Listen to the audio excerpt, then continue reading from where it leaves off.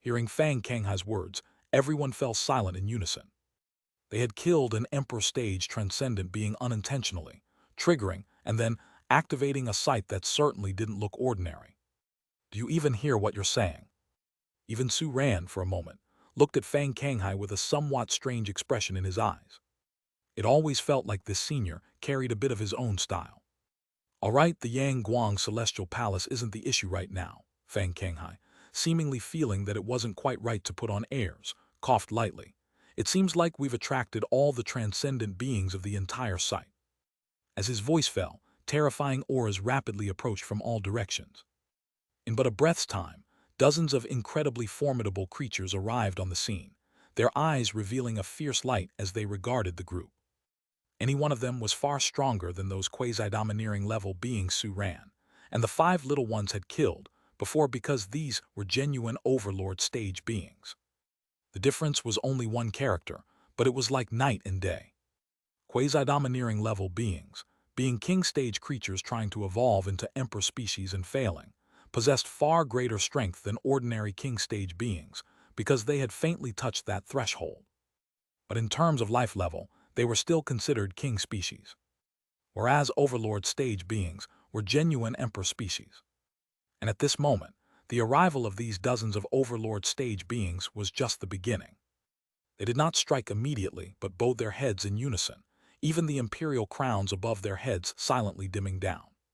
The next instant, 5 colossal crowns, each far surpassing the combined brilliance of dozens of overlord stage imperial crowns, descended from the void.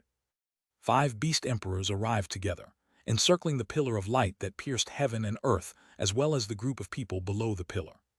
Humans, we should thank you for opening the Yang Guang Celestial Palace for us. One of the beast emperors, cloaked in a fierce wind, its form extremely blurry, laughed coldly with a hee-hee. We of the beast race could never have broken its seals. To repay you, I'll give you a swift death. You sure talk a lot. Fang Kanghai glanced at the other party, the hexagram star array shimmering behind him, and in the next instant, a kite bird swept along by violent winds emerged from the void, its imperial crown thunderously descending as its cold eyes locked onto that beast emperor from afar. This sudden turn of events startled all the transcendent beings present. Not because an extra beast emperor had suddenly appeared, but "You are not humans," another phoenix, surrounded by dazzling light, spoke solemnly, its expression suddenly filled with doubt and uncertainty. When did the power of your kind turn out like this? If you're talking about the humans of your world, we certainly are not, Fang Kanghai sneered. But does that matter? The Yang Guang Celestial Palace is our must-have prize. As Fang Kanghai's voice fell, one after another, the beast emperors swiftly descended. A total of 5 emperor stage pet beasts faced off against the encircling 5 beast emperors. 10 imperial crowns suspended like 10 great suns in the sky, their momentum vast and unfathomable. Meanwhile, at Fang Kanghai's feet, his strongest pet beast, an azure-colored azure dragon, had not even made a move yet. Overlord-level beast masters from various second-level towns were no longer silent, each commanding their pet beasts to act. In terms of numbers, the humans even held the advantage. At this point, the only one who hadn't moved was Su Ran. It wasn't his choice.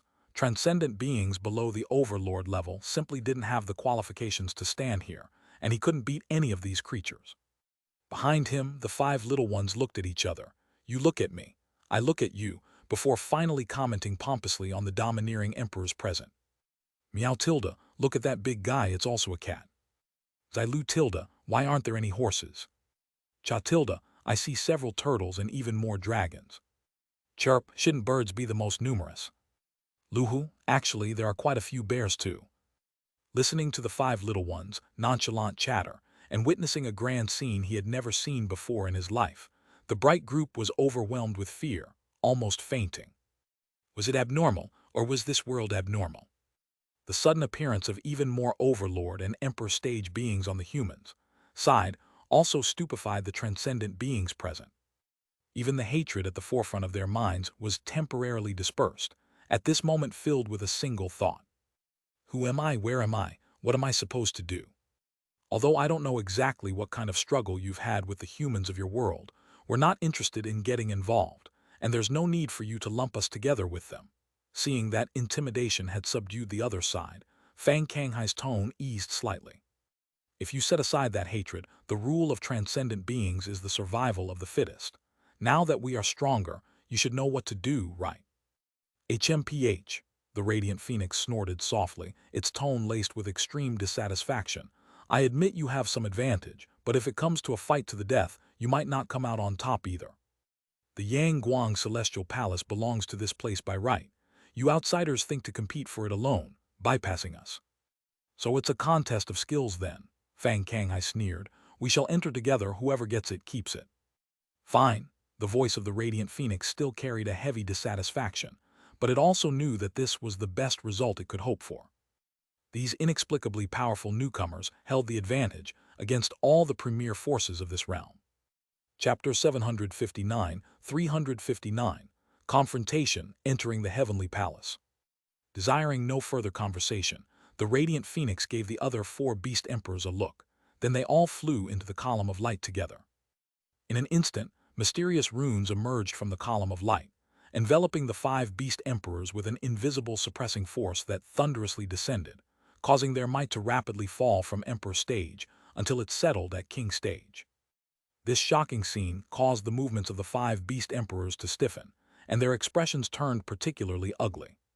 What's going on? Has the Yang Guang Celestial Palace been lost for so many years, only to have such restrictions within it? Tilda, seeing the discomfiture of the 5 Beast Emperors, Fang Kanghai laughed heartily as he stepped into the column of light, but the next moment he couldn't laugh anymore. Because the abilities of his 6 Emperor stage pet beasts were also suppressed to the King stage by the same suppressing force. Even the power that he felt through his beast-taming contract was not spared from the catastrophe. It seems everyone is the same, Yu Shengjiang muttered under his breath, then without hesitation, he led his own pet beasts into it. As an overlord level, both his own strength and the strength of his 6 pet beasts were likewise suppressed to the King stage. At this moment, the situation became very clear. The strength of any creature that entered and exceeded that of the King stage would be suppressed. Seeing this, Su Ran's expression instantly became animated. Upon hearing that Fang Kanghai and the Radiant Phoenix had reached an agreement to enter on the basis of each relying on their own abilities, he had almost given up on the idea of entering. After all, running into any overlord stage would be enough to give him a rough time. He had no idea that this Yang Guang Celestial Palace could actually suppress all power to the King stage. With this, he still had a chance. Although all the creatures present were of the Emperor species, being suppressed to the King stage still meant they were of the King stage Emperor species, which was not much different from Xian. However, there were still differences in strength among the Emperor species, and the astonishing Cloud Chaser with its potential of 6 stars was undoubtedly among the strongest. All skills are 4 stars, and most skills are dual attribute skills. Now who else is there? Apart from Xian, Can and Crow combined should also be able to handle one opponent, and he alone with Star should be able to handle another. The bright group would act as the atmosphere lamp, and the fireflies were responsible for taking care of the bright group. In this way, they also counted as having 3 King stage Emperor species combatants. If they encountered any solitary creatures, they could also take the initiative to give them a thorough beating. Let's go, we'll enter too.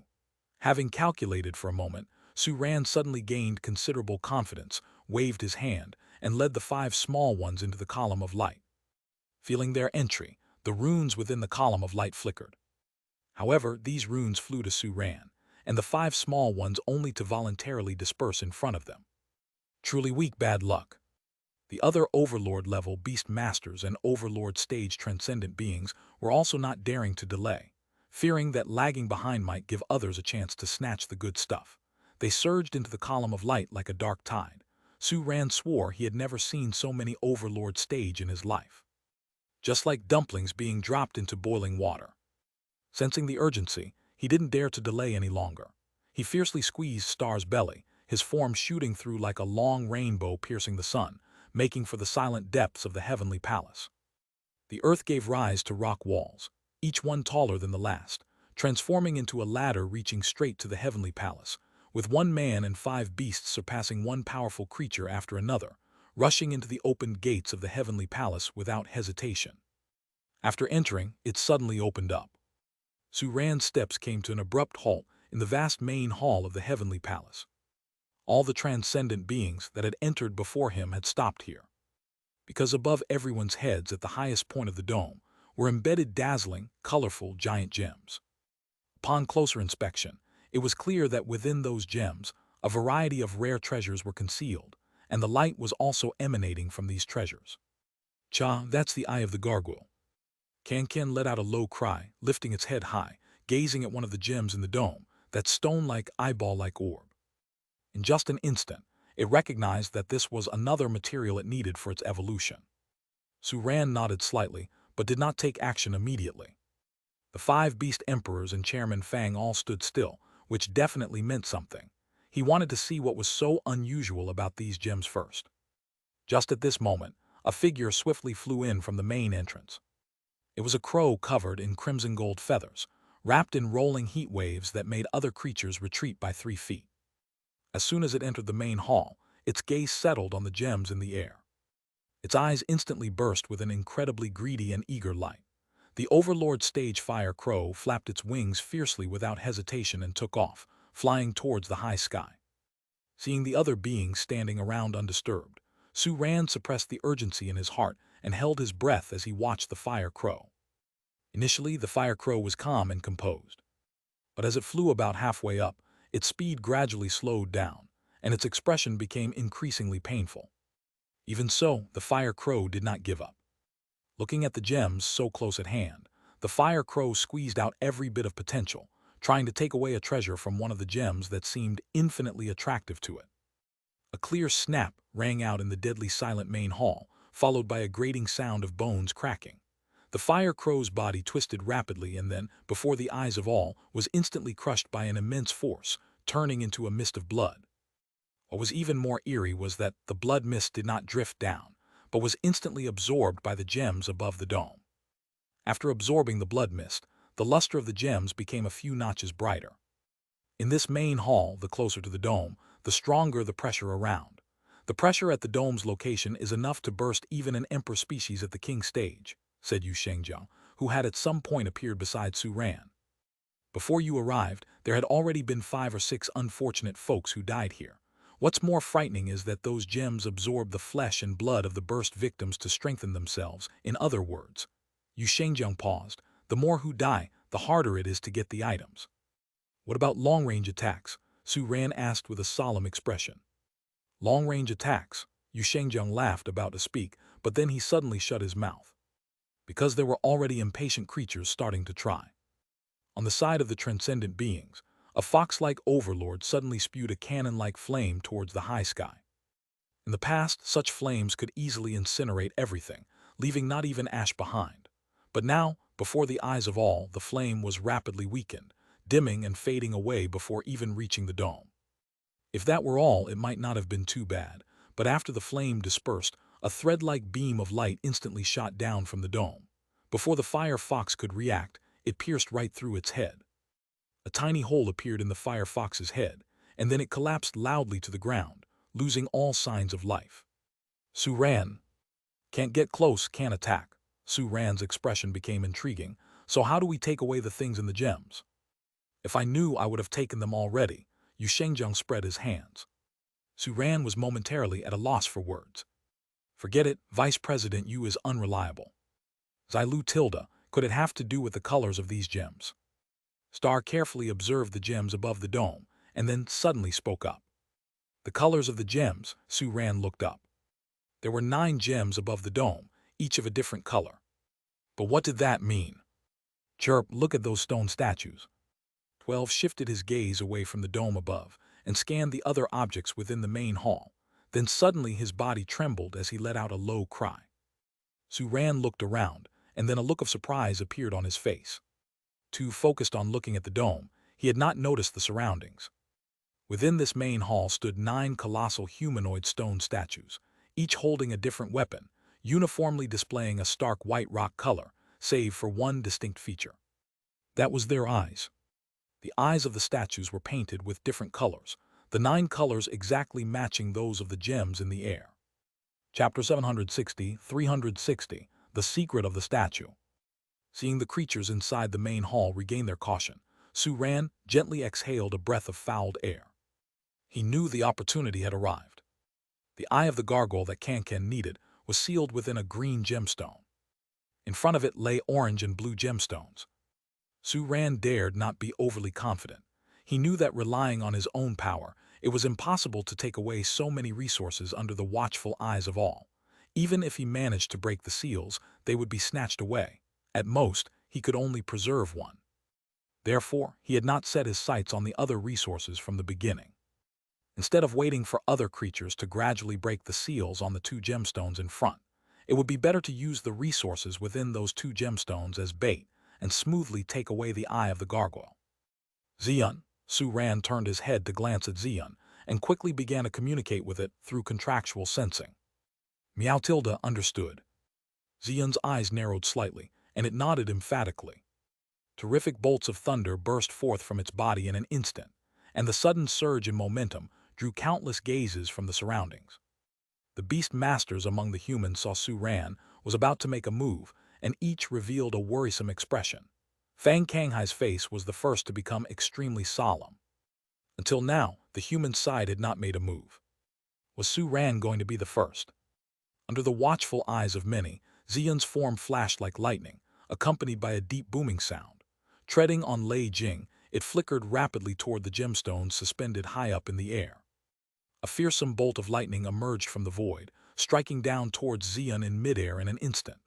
Xian reached out with its paw, casually grasped the lightning, and then hurled it vehemently. The target, the orange gemstone. Boom! Amid the tense gazes, the bolt of lightning exploded rapidly, and the horrific thunder instantly shattered the orange gemstone. Only the resource within was spared, as it was released from the confinement of the gemstone to slowly descend from the dome. Ignoring the resource that was falling, Xian tightly caught another bolt of lightning that struck down, preparing to attack once again. Seeing this scene, many transcendent beings that were prepared to ambush Xian and snatch the resource stopped their actions. As they halted, Xian hurled the second lightning spear toward the blue gemstone. Boom! Another sound of a gemstone shattering echoed, and seeing Xian, who was already gripping the third bolt of lightning and not even glancing at the resource falling from the blue gemstone, the crowd erupted in astonishment. Being able to shatter the gemstones twice in a row proved that this pet beast was not simply trying its luck. It had indeed discovered the hidden rules within the main hall. By now, the resources within the orange gemstone had already found their owner in the blink of an eye, and from the beginning to the end, Xian had not glanced at them. It seemed to have no intention of participating in the competition for the resource within the blue gemstone, which baffled all the creatures present. Helping others without expecting any rewards. Impossible, right? In the brief moment when everyone was stunned, Xian's lightning spear had already shattered the green gemstone. It disappeared from its spot in an instant. Accompanied by another Lei Jing, it directly grabbed the newly fallen eye of the gargoyle and with a flash, used Lei Jing to return to Su Ran's side. Let's go! Su Ran had already been preparing with the other four little ones to retreat, and without a second word, he casually grabbed Xian and mounted Star to flee.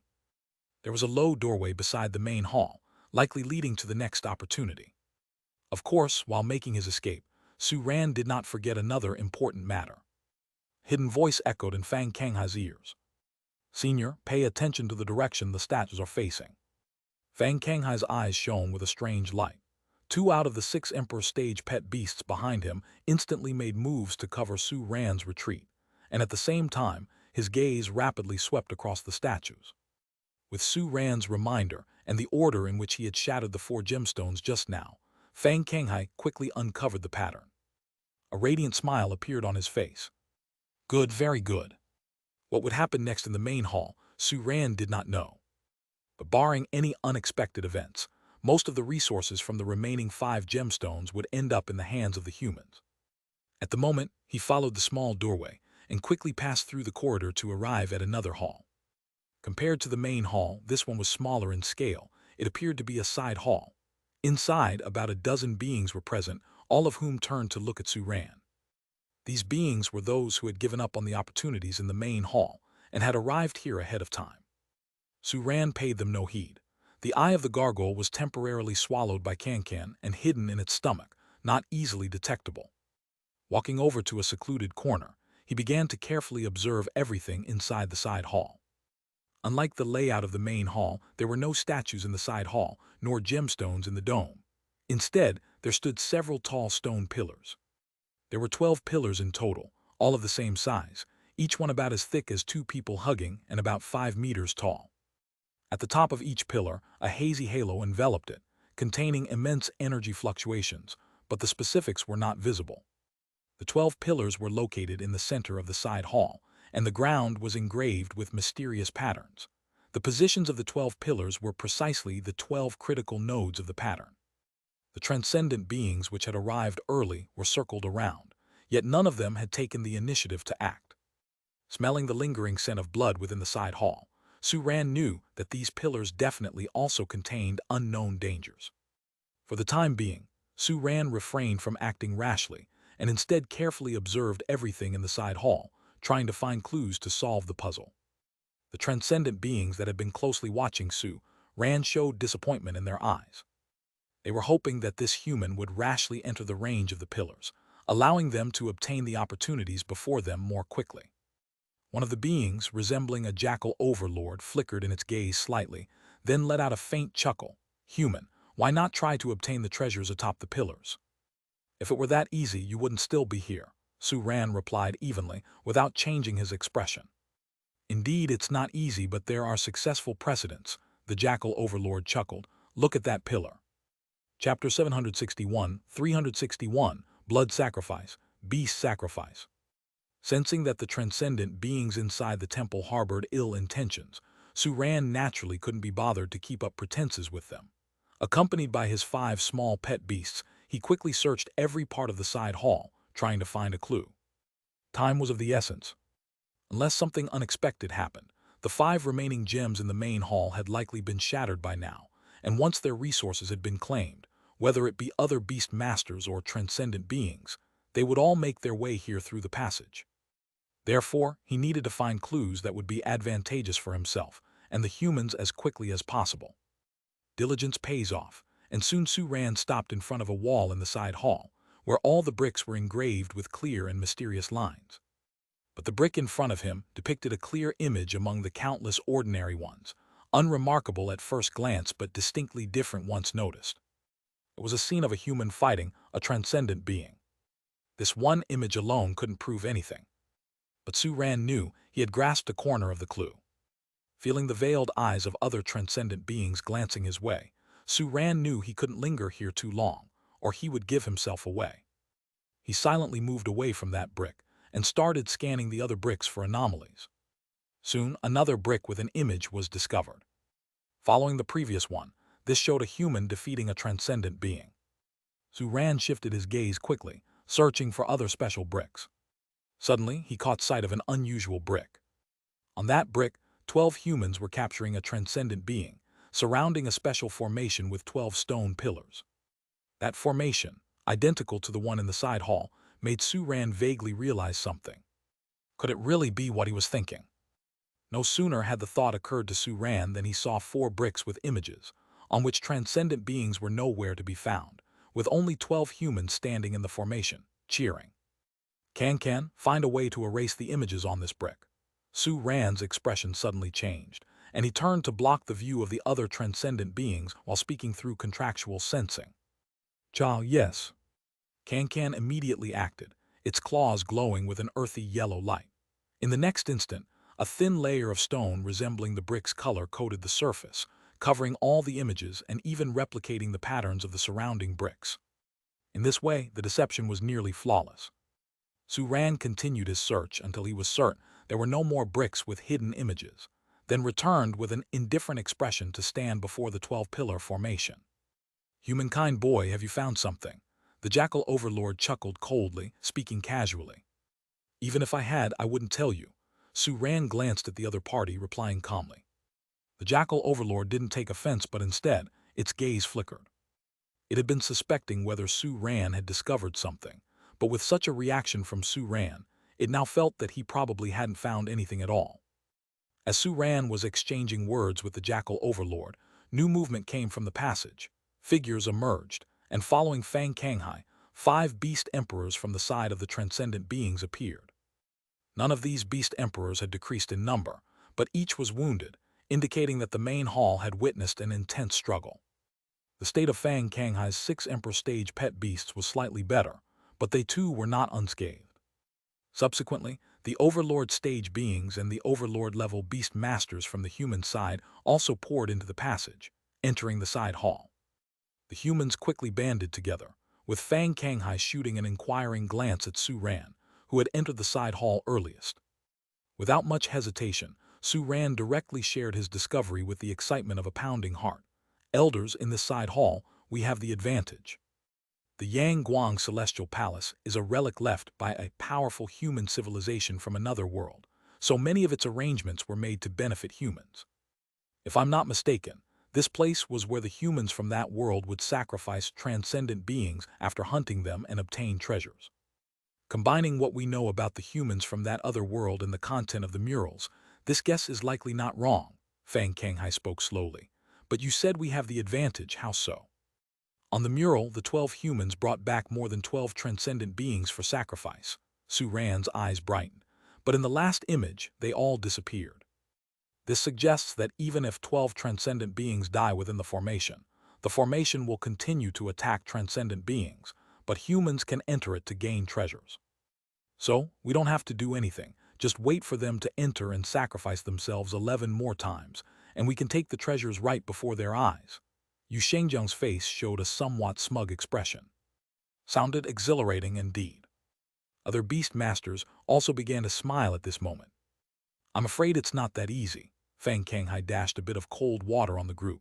I saw the 5 beast emperors also questioning the earlier entered transcendent beings. They must be aware that this formation demands the sacrifice of 12 lives. But they certainly don't know what's on the murals on the bricks. So, we must make good use of this information asymmetry. Almost as soon as Fang Kanghai's voice fell, the radiant phoenix let out a clear croak. Humans, this place requires the sacrifice of 12 lives. Our side of transcendent beings has already sacrificed 1. Chapter 762, 361, Blood Sacrifice, Beast Sacrifice. Other beast masters acted in quick succession, and soon the 12 treasures placed atop the stone pillars were fully revealed. Su Ran took a deep breath, his gaze instantly fixed on one of the items. It was a long saber embedded atop the stone pillar. Around the saber, natural saber auras wrapped around, slightly distorting the empty space around it. The sharp edge of the blade reflected a cold light, and its bold aura evoked a strong desire in Su Ran. He wanted this saber. Although the broken saber was good, it was no longer sufficient since he acquired the sky-cleaving 6 sabers. As if sensing Su Ran's thoughts, Fang Kanghai casually made a gesture, and the long saber obediently flew up, heading towards Su Ran. Su Ran, you're a saber user. This one's for you. The other beast masters remained silent. Although Su Ran was the weakest among them, he was the one who found the secrets of this place twice. In terms of merit, he deserved one of the treasures.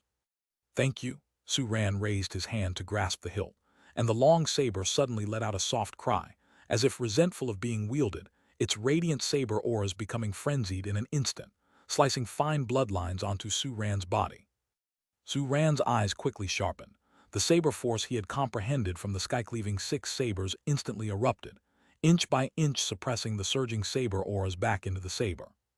When all the saber auras were forcibly suppressed back into the saber also gave off a reluctant shiver, gradually calming down. This one was a typical bully that feared the strong. In the clash of saber forces just now, Su Ran had also come to know the name of the saber in his hand. The saber's name was Majui. Satisfied, Su Ran put away Majui and looked around. By this time, the other treasures had also found their new owners. The Overlord-level beast master who lost a pet beast in the recent melee took an extra piece as compensation, while the rest chose according to their needs. While the humans were dividing the treasures, the atmosphere outside the array grew increasingly tense. The transcendent beings didn't act, but they watched the array with covetous eyes. Clearly, they had no intention of giving up. But the human side had naturally anticipated the current situation. Block them, Fang Kanghai ordered in a low voice, striding out of the array and walking towards the passageway leading to the next opportunity. 5 beast emperors were about to take action when they saw 6 emperor stage pet beasts with no intention of leaving. stepping forward to block their path. The other beast masters did the same. One by one, the transcendent beasts were intercepted by their pet beasts, and even the 5 little ones joined forces to block 2 or 3 overlords. As they watched all the humans enter the next chamber of opportunity, the radiant phoenix laughed in rage at the pet beasts blocking the way. This is what you get for cooperating with the humans. Humans are always cunning, no matter the world. They've abandoned you, and you're still so delusional, blocking us for them. The response to the radiant phoenix, however, was the pet beasts' looks of pity, as if they were looking at an idiot. Seeing such a look made the radiant phoenix even angrier. Am I wrong? The strongest pet beast of Fang Kanghai that remained, an azure-colored azure dragon, finally couldn't help speaking out the collective mind of the pet beasts. Ah, yes, yes, yes. Not waiting for the radiant phoenix to continue inciting, the next moment all the pet beasts radiated golden light, with the hexagram star array twinkling under their feet. Before everyone's eyes, they simply vanished on the spot, leaving behind a group of transcendent beings staring in astonishment. What's going on here? One of the overlords muttered in confusion after a moment, breaking the silence. After them, the fury in the radiant phoenix's eyes almost turned tangible as it lunged towards the passageway. They had been played. Chapter 763, 362 Lucky Can-Can. At the moment when all the transcendent beings were in a frenzy, another side chamber, located on the other side of the passageway, lit up behind each beast master with a hexagram star array.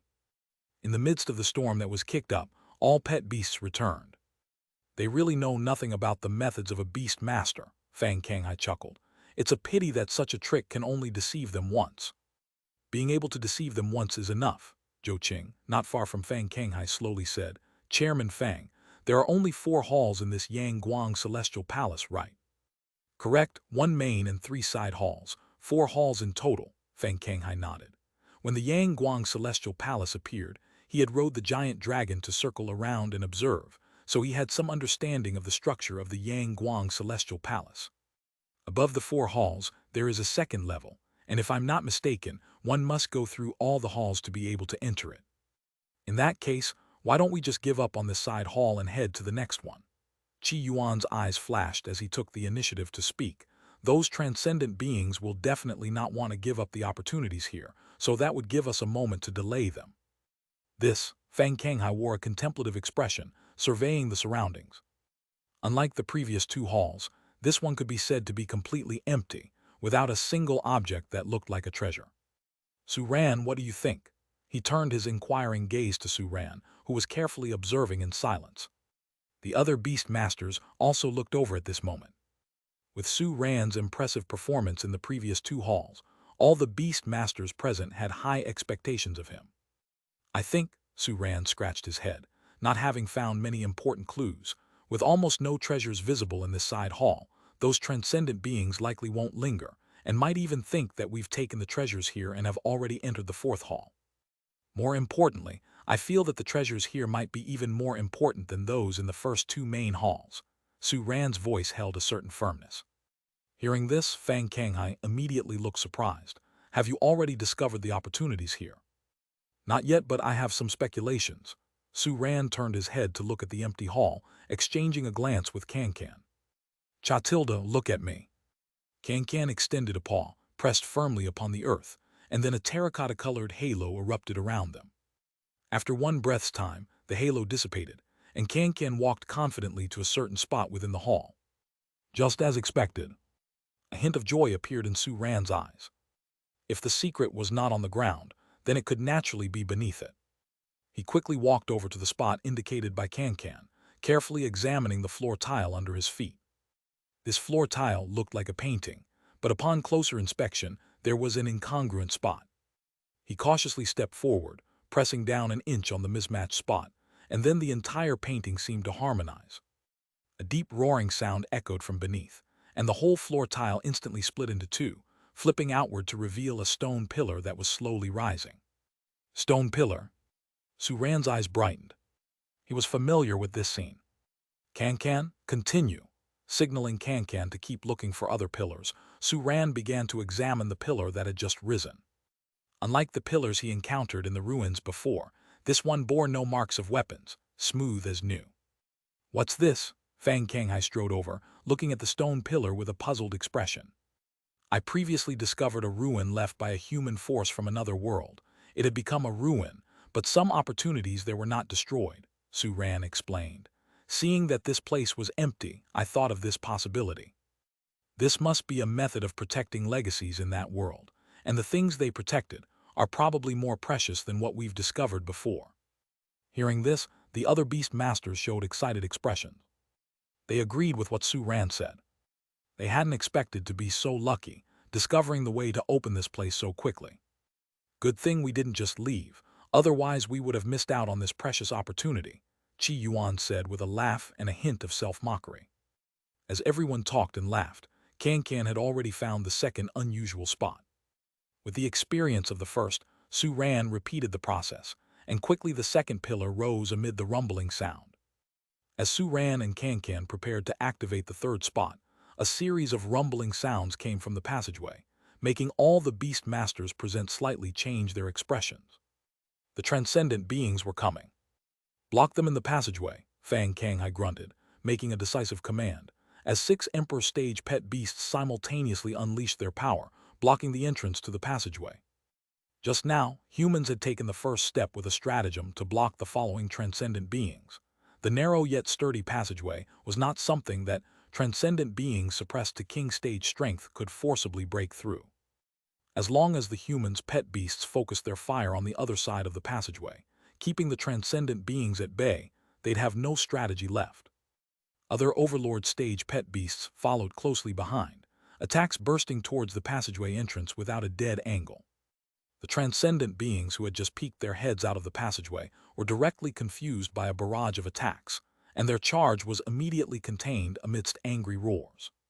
The third, the fourth, the fifth. One by one, stone pillars activated by Su Ran slowly rose from beneath the floor tiles.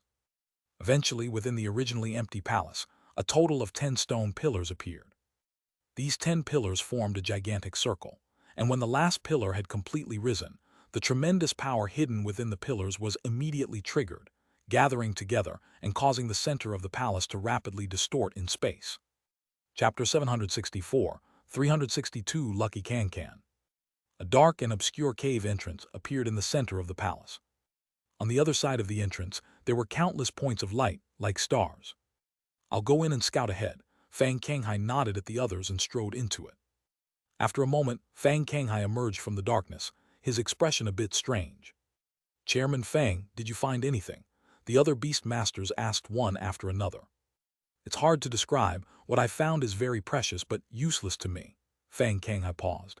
It's information on the location of a saint-rank resource, but it's not in our world. Everyone. Was the location of a saint-rank resource precious? Without a doubt. Just the location alone already exceeded the value of an Emperor Stage resource. After all, the Saint rank is the strongest among the existing power levels. But since the Yang Guang Celestial Palace originated from another world, the location it provided was naturally that of another world and could be said to be completely useless. Compared to entering another world, it might be easier to kill a saint spirit. Forget it, you guys try. Fang Kanghai shook his head helplessly. Maybe you'll have better luck. Su Ran.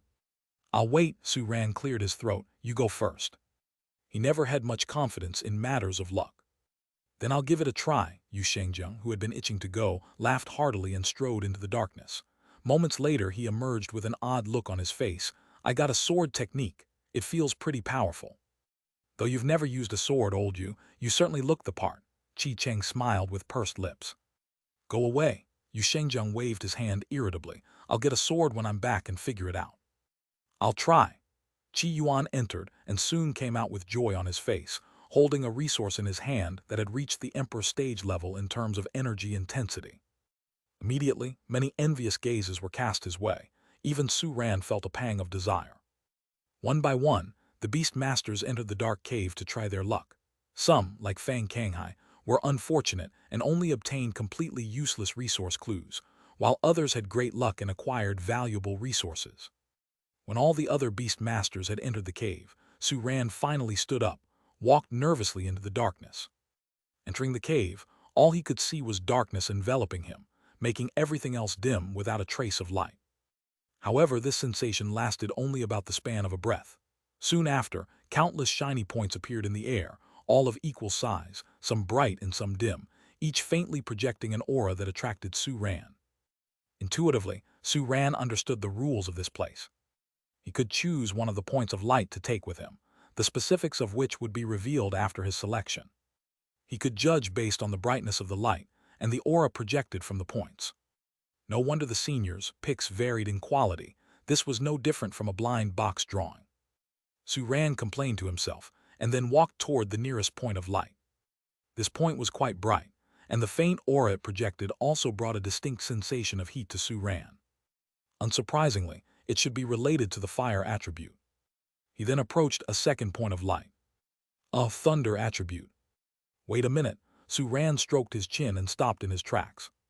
He suddenly felt that this aimless search was inefficient, and the process of drawing from these blind boxes gave him a sense of déjà vu.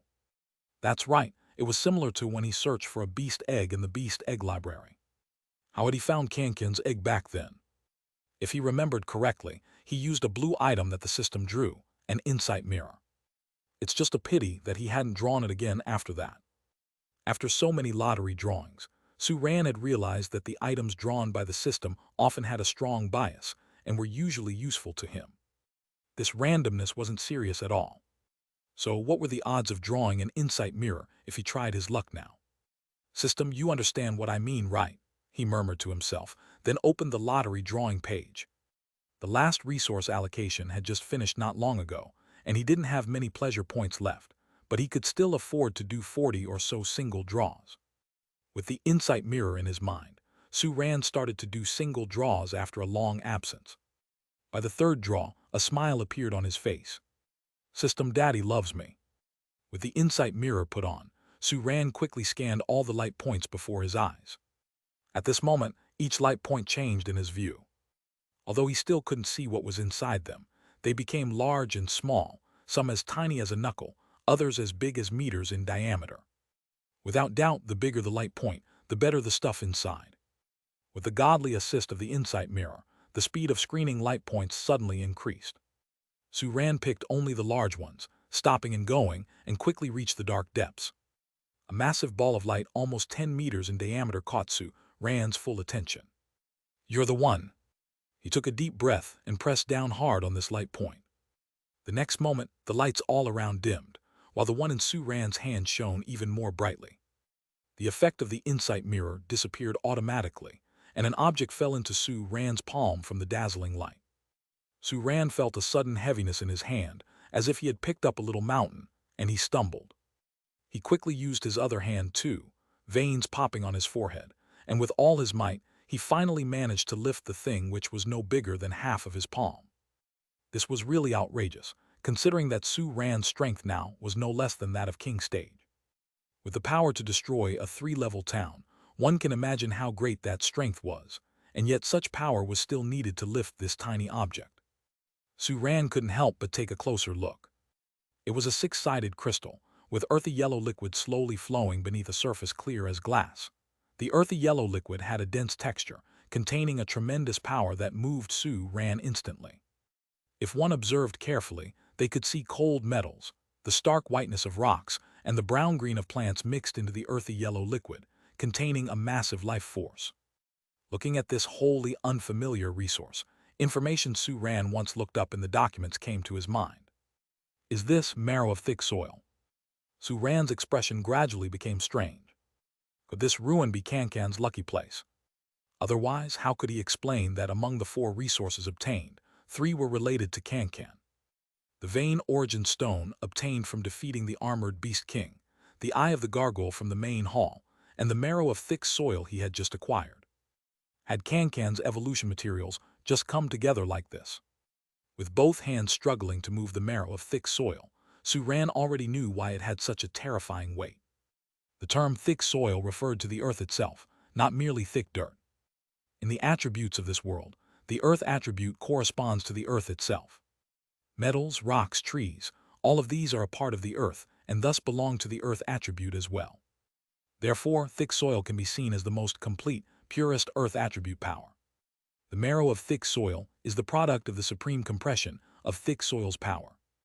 This tiny piece of marrow of thick soil, smaller than the size of a palm, was equivalent to the power contained in thousands of acres of land compressed together, hence its incredible heaviness. Having struggled to move it out of the black hole, Su-Ran directly handed the marrow of thick soil to Can-Can, which was already waiting outside the black hole. Wow, awesome! Excited, Can-Can temporarily swallowed and stashed away the marrow of thick soil. Even as a creature of the earth attribute, it couldn't help but buckle under the weight of the marrow of thick soil. The other 4 creatures cast envious glances. Why is Can-Can so lucky? Chapter 765, 363, Double Heaven's Que. Because Su-Ran transferred resources to Can-Can so quickly, even the beast masters present were unable to recognize what exactly Su-Ran had obtained. The only certainty was that it must be a resource. Let's withdraw, Feng Kanghai said with a hint of a smile in his eyes as he looked at the blocked entrance tunnel, which the transcendent being still couldn't break through. All the beast masters present responded in unison, then left their pet beasts behind and proceeded alone to the next side hall. Seeing this, the 5 leading beast emperors almost burst with rage. However, they were at a disadvantage against the group of menacing pet beasts and stood no chance, only able to silently curse these detestable humans for not obtaining the opportunity that lay ahead. Unlike the previous 3 palaces, the interior of the 4th palace was extravagantly decorated, with finely carved mysterious statues everywhere and relief murals on the walls depicting various transcendent beings. In the center of these decorations was a spiral staircase leading to the dome. The 2nd floor. A look of excitement instantly appeared on everyone's faces. According to Feng Kanghai's previous observations, the Yang Guang Celestial Palace had only 2 floors. Normally, the higher the floor, the more important it is. Therefore, the 2nd floor must have even more precious treasures than the 1st floor. Let's go, Feng Kanghai began loudly, taking a step forward. All the statues and murals suddenly lit up at the same time, and a tremendous force descended, instantly making him stoop. Feng Kanghai's face slightly changed, and the other beast masters also showed various reactions. It seems not so easy to get to the 2nd floor, Qi Yuan murmured as he took a step forward. A similarly massive force landed on his shoulder, making Qi Yuan temporarily stop in his tracks. The other beast masters also came forward one by one to lightly feel the pressure. As Su-Ran took a step, he felt as if a heavy boulder had been added to him, making even lifting his leg especially strenuous. Gravity. There was some kind of array here that could enhance gravity. He looked around, then reached towards the nearest statue. If the statue was glowing, it must be part of the array. If he could destroy it, perhaps he could deactivate the array. The thought was good in his mind, but the moment Su-Ran reached out, he realized something was wrong. As his hand neared the statue, the gravity it endured suddenly increased dramatically, as if a mountain was pressing down on his arm. The terrifying pressure caused Qin Chuan's elbow to twist uncontrollably. His forearm went straight down, and he couldn't lift it even a bit. Clearly, this was a protective measure inherent to the statue, making it extremely difficult to approach and destroy it. What about long-range attacks? Su-Ran withdrew his hand and flexed his arm, recovering from the increased gravity, then drew the Majui blade strapped to his back and stepped back several paces. The newly acquired formidable long blade in Su-Ran's hand burst forth with a fierce cutting force in an instant. He slowly lifted the blade over his head, took a deep breath, then swiftly brought it down, the blade gleaming like a crescent, carrying a sharp whistling sound as it slashed towards the statue in front of him. Cleaving 6 sabers, second slash, crescent slash. This powerful strike turned the heads of the other beast masters around him, the fierce momentum seemingly able to effortlessly slice through anything. However, the moment the blade's energy neared the statue, it abruptly stopped, then emitted a grating noise and instantly shattered. Seeing this, Su-Ran silently sheathed the Majui blade. The array probably can't be destroyed. We'll have to endure it. Moreover, the closer to the statues, the stronger the gravity, so everyone should try to keep away from the statues within the array. This is indeed a bit challenging, Feng Kanghai chuckled, looking at the densely packed statues in front of him. In this vast palace there were hundreds, if not thousands, of statues. To withstand such a powerful force of gravity and still be mindful to navigate around them, suggested that the 2nd floor indeed was difficult to enter. Feng Kanghai, gradually adjusting to the heavy pressure, took a deep breath and then proceeded with large strides towards the spiral staircase. 1 step, 2 steps. Although Fang Kanghai's footsteps sounded particularly heavy due to gravity, they remained steady. In the process of moving forward, he still had enough strength to observe his surroundings and avoid the nearby statues. "Follow Chairman Fang," Qi Yuan chuckled, following closely behind. The other beast masters also caught on, closely following in Chairman Fang's footsteps, forming a long line. Though the array was difficult, it wasn't too hard. As long as there was one person strong enough to find the correct path, others could simply walk in his footsteps to pass through smoothly. Just as this idea dawned on everyone, reality harshly slapped them across the face. As Feng Kanghai made it about halfway into the entire array suddenly made a low rumble. This sudden change caused everyone to instantly halt their steps. Then they stared dumbfounded as they found the statues within the entire array reign, beginning to slowly move. Although the statues moved very slowly, taking quite a while to shift by about the length of a finger, which wasn't much different from a snail's pace, this still cast a shadow over everyone's hearts. "Be careful, I'll give it a try," Fang Kanghai spoke sternly, then took several more steps forward.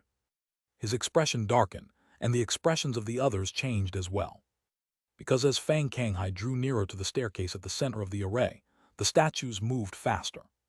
Chapter 766, 363, The Second Layer of Heaven's Gate. Seeing this, Fang Kanghai didn't hesitate to step back several paces, returning to the position he was in before the statue moved. The array emitted another trembling sound, and the moving statue instantly ceased its motion. The scene fell into a deadlock for the time being. As long as someone continued to move forward, the statues would also move, and the further forward one went, the faster the statues would move. Around these statues was an extremely terrifying gravity. One could imagine what would happen if someone carelessly collided with a statue. It was very likely that the beast master would be instantly crushed by the statue's terrifying gravity. Looking at the ladder leading to the second floor, everyone felt it was a thorny problem. "Let's go back," Fang Kanghai said in a deep voice after a moment of standoff. "The gravity here is already very strong. If we keep waiting around here, we'll only exhaust our strength." Everyone showed a look of helplessness, but had no choice but to exit along with Fang Kanghai. "Statues won't do. What about the bas-reliefs?" The vice-chairman of Xi'an City, Qi Cheng, spoke thoughtfully. She walked step by step toward the walls of the palace adorned with carved dragons and painted phoenixes, eventually stopping in front of a particular bas-relief. Under the tense gaze of the crowd, she slowly reached out her hand towards the bas-relief. To everyone's surprise, there was no terrifying gravity around the bas-relief like that around the statues, and she easily touched the bas-relief itself. Seeing this, looks of astonishment appeared on everyone's faces. Because when the array was activated, these bas-reliefs, along with the statues, were evidently glowing together, indicating they were both related to the array. The statues couldn't be touched, but the bas-reliefs could. At this moment, everyone's minds were struck by the same thought. What would happen if these bas-reliefs were destroyed? Qi Cheng's eyes flashed, clearly having thought of the same question. The hand she had on the bas-relief suddenly exerted force, but in the next moment she winced in pain and withdrew her hand as if electrocuted. When she withdrew it, her hand was slightly twisted, as though it had been fractured. "It's a rebound." Qi Cheng's voice took on a heavier tone as she bore the pain and corrected the position of her hand bones, speaking with a muffled voice. "The bas-relief rebounded my power and injured my hand." "A rebound?" Fang Kanghai's eyebrows furrowed slightly, and he stepped forward to control his power and punched the bas-relief before falling silent. In the moment he focused on the bas-relief, he felt the same force rebound onto his own fist. Because he deliberately controlled his power, he wasn't hurt, but there was no doubt that Qi Cheng's judgment was right. The others stepped forward to try it out one by one. Su Ran restrained the impulse to draw his sword and lightly slapped the bas-relief, feeling the rebounding force within it, and his face showed a contemplative expression. "Rebound. Gravity." If one were to use the power of the bas-reliefs to block the array, it might be possible to cancel out the gravity in the array, but since the bas-reliefs couldn't be destroyed, it wouldn't be easy to make use of their unique power. Su Ran pondered while walking around, his hand aimlessly wandering over the surface of the bas-reliefs. Suddenly, he stopped in his tracks. Just now, he felt a sense of activity in his fingertips. He sharply looked towards the bas-relief he was touching, and then saw what he had unwittingly touched a moment ago. It was a fierce dragon head bas-relief, with a round pearl held in its mouth. In the world of beast masters, such an image of a dragon clutching a dragon pearl also existed, so Su-Ran hadn't paid it much heed at first. But at this moment, he suddenly realized something. The dragon pearl in the mouth of the dragon head bas-relief was movable. It was fixed in place within the dragon's mouth, but with a slight lift, it could be directly taken out. The moment he took the dragon pearl out and held it in his hand, Su-Ran revealed a smile. So that's how it is. Everyone look for dragon heads. Su-Ran held the dragon pearl aloft. The dragon pearls can be taken out. Holding them should allow us to pass through the array.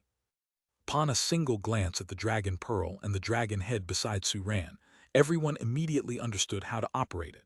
They began searching along the walls within the hall.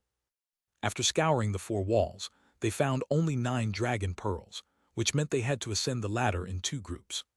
Su-Ran, who was the first to discover a dragon pearl, naturally belonged to the first group. After a brief exchange, the rest quickly determined the remaining 8 candidates. Under Fang Kanghai's leadership, a group of 9 people holding dragon pearls strode into the array. The remaining beast masters watched tensely. When they saw the array activated once again, yet the people walked as though on level ground, and even seemed lighter on their feet, they couldn't help but cheer.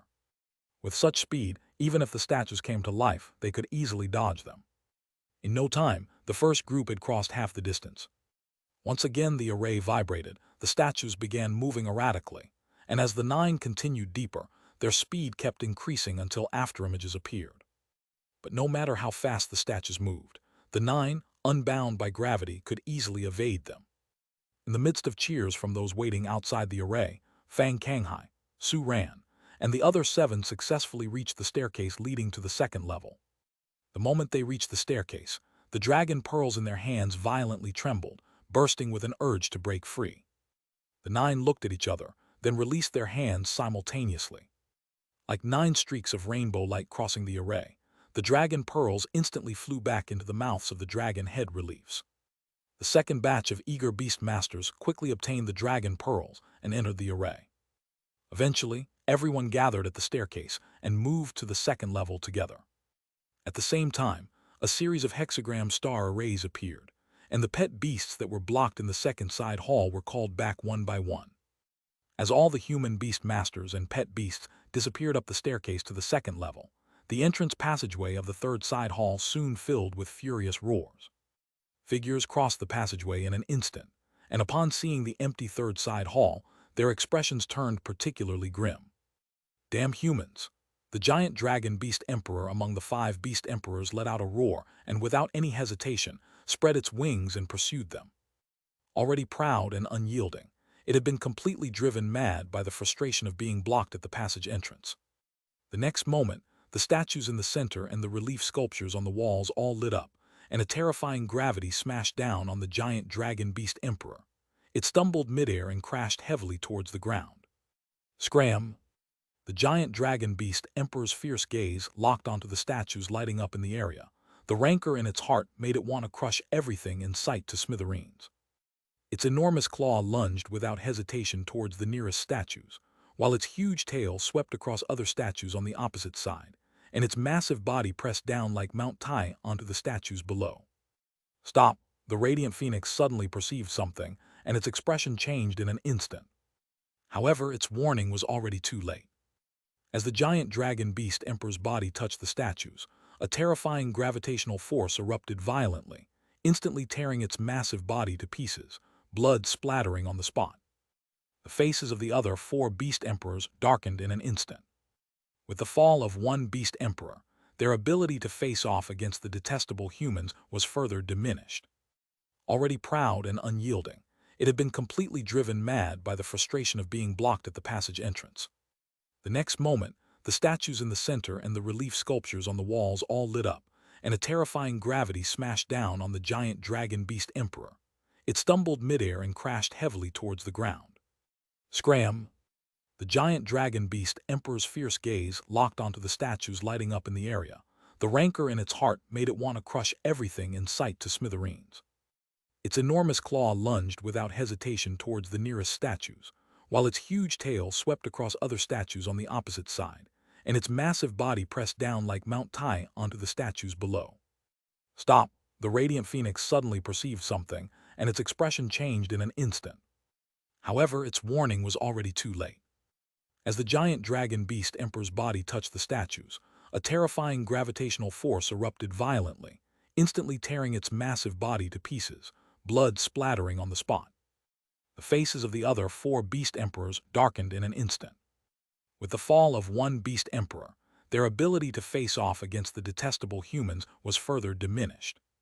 Chapter 767, 364, The Long Bygones, Yang Guang Cultivation Method. Chapter 768, 364, The Long Bygones, Yang Guang Cultivation Method.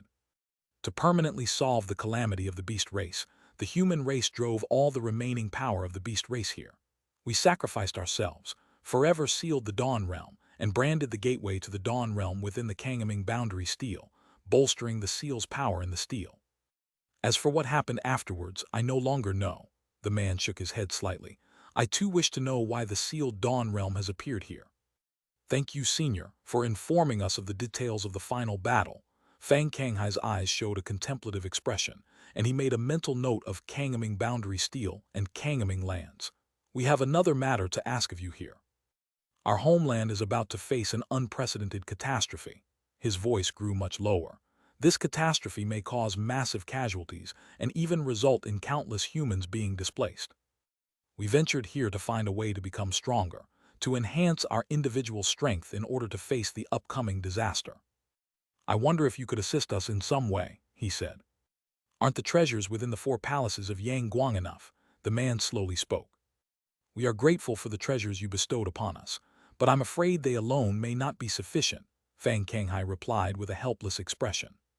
If there were any other way, he wouldn't want to pester an aged man whose only legacy was a lingering will for help, thickening his face. For the sake of the humans in Beast Field number 47, losing face was acceptable. You certainly don't stand on ceremony, the man laughed softly. If you were from the same world as I, for the sake of the human race, I would, without hesitation, oblige. But you are not from my world, so if you wish to receive anything from me, you must give something in return, he said. Please enlighten us, Senior, Fang Kanghai said with a solemn expression. What must we give in order to receive your assistance? A promise, the man spoke slowly.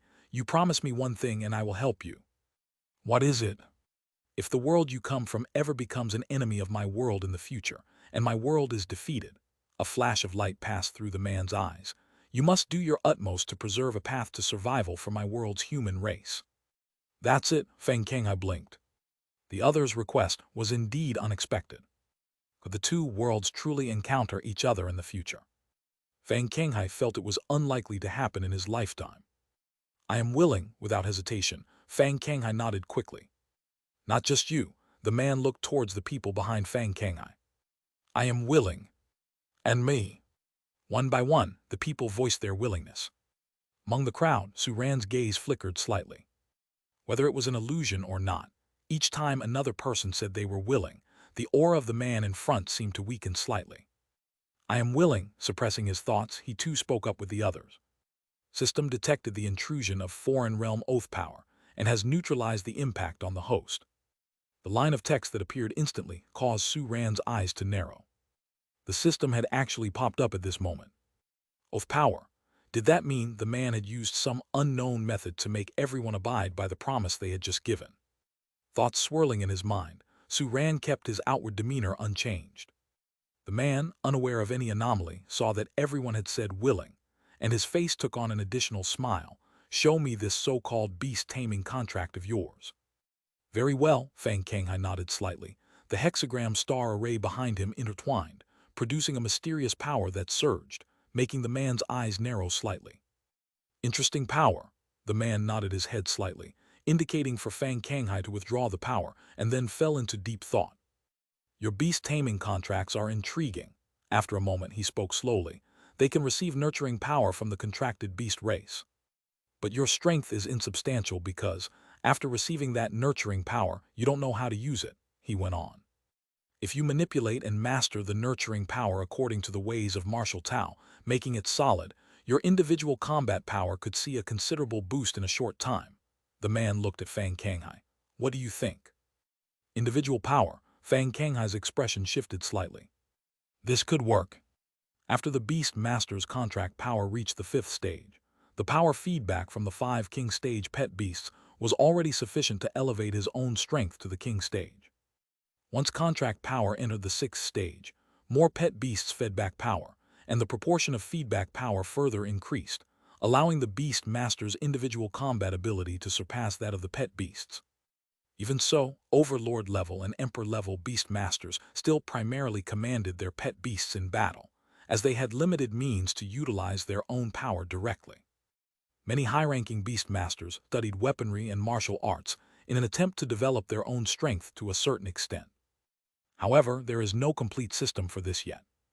If they could learn from another world's established martial methods, the Beast Master's individual combat power combined with the pet beasts would be a formidable alliance. Besides, there was another important point. If they really could obtain the methods of Martial Tao's practice, perhaps there was another way to quell this battle. Thinking of this, Fang Kanghai did not hesitate anymore. Please bestow the method, Senior. Very well, the man contemplated for a moment, and then lightly tapped his forehead with one hand. A bright speck of light appeared at his fingertip, which then flickered slightly, and a profound method of cultivation was revealed to everyone present in the garden. This is a special cultivation method I created by combining your beast-taming contracts and the various martial Tao practices of my world. It is named Yang Guang Cultivation Method, as a remembrance to my Yang Guang Celestial Palace. It is getting late and it's time for you to leave, the man slowly said. Don't forget what you have promised me. The next moment, everyone in the garden vanished from their spot. The man's figure became ethereal, his outline no longer clear.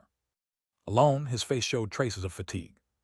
Being just a wisp of obsession, he had first covertly employed the foreign realm oath power, and then expended his strength to deduce a cultivation method. Now, he was like a lamp running out of oil. But all of this was something he had to do. What exactly happened after the final battle? Worry crossed the man's eyes. There were many untold secrets about that battle, which he had never revealed. Based on Fang Kanghai's descriptions, the man was almost certain that the appearance of the beast race and the dawn realm in this world was not a coincidence.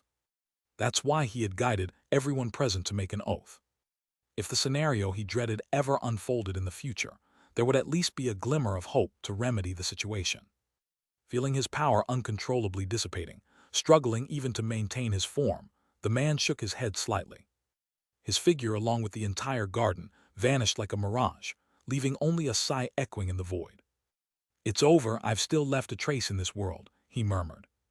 Meanwhile, outside the Yang Guang Celestial Palace, powerful transcendent beings surrounded the radiance of the Yang Guang Celestial Palace, and Fang Kanghai and his companions would have been startled to see the scene.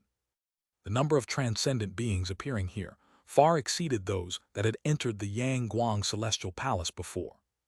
Not only were there dozens more overlords, but 2 more beast emperors as well. Countless king stage and general stage extraordinary beings stood battle-ready in the outer circle in an orderly array. Amidst the tense atmosphere, the radiant phoenix spoke gravely to the crowd of beasts. In the past, the Yang Guang Celestial Palace suppressed our ancestors. The treasures left by the Yang Guang Celestial Palace should rightfully belong to us, yet now there are humans competing for them. These humans truly deserve to die. As soon as they come out, we will attack together. Today, they will not take away anything, and they will leave their lives here. The beasts roared with fervor but suddenly stopped as if their throats had been clutched, falling silent. The radiant phoenix turned sharply to look behind her. The Yang Guang Celestial Palace within the column of light was dissipating like a mirage, and the pillar that pierced the heavens rapidly retracted, eventually disappearing from sight. The humans it sought to trap, however, had already vanished without a trace. Chapter 769, 365. The Archangel Accuses, Semi-Saints Clash. As Fang Kanghai and his companions entered the ruins within the mysterious light channel, the departure of a pillar-like overlord-level beast master triggered undercurrents throughout Beast Field number 47. In a jungle at the northernmost part of Beast Field number 47, 2 transcendent beings knelt on the ground in silence, awaiting something's arrival. An aura as terrifying as an abyss faintly emerged from them, causing all creatures that lived in this jungle to shrink back in fear and trembling. Emperor Stage. Present here were two of the few Beast Emperors in all of Beast Field number 47. Within this Beast Emperor level Beast Field, they were supposed to be the most powerful beings among transcendent creatures, making it hard to imagine what could make them display such a servile posture. As time ticked by, the two Beast Emperors maintained their devout stance without showing any disrespect due to the lengthy wait. Suddenly, at the other end of the jungle, 5 figures approached. The 4 figures in the rear each had distinct forms, but their power was not much less than that of the 2 Beast Emperors kneeling on the ground. They were also strong beings at the Beast Emperor level. Yet their radiance was wholly overshadowed by the figure at the front, rendering them nearly invisible. For behind that figure, luminous and majestic power that linked heaven and earth wove together to form a grand wheel of life, crushing down with the weight of life level, causing every inch of the other creatures present to tremble. Saint Spirit Wheel of Life.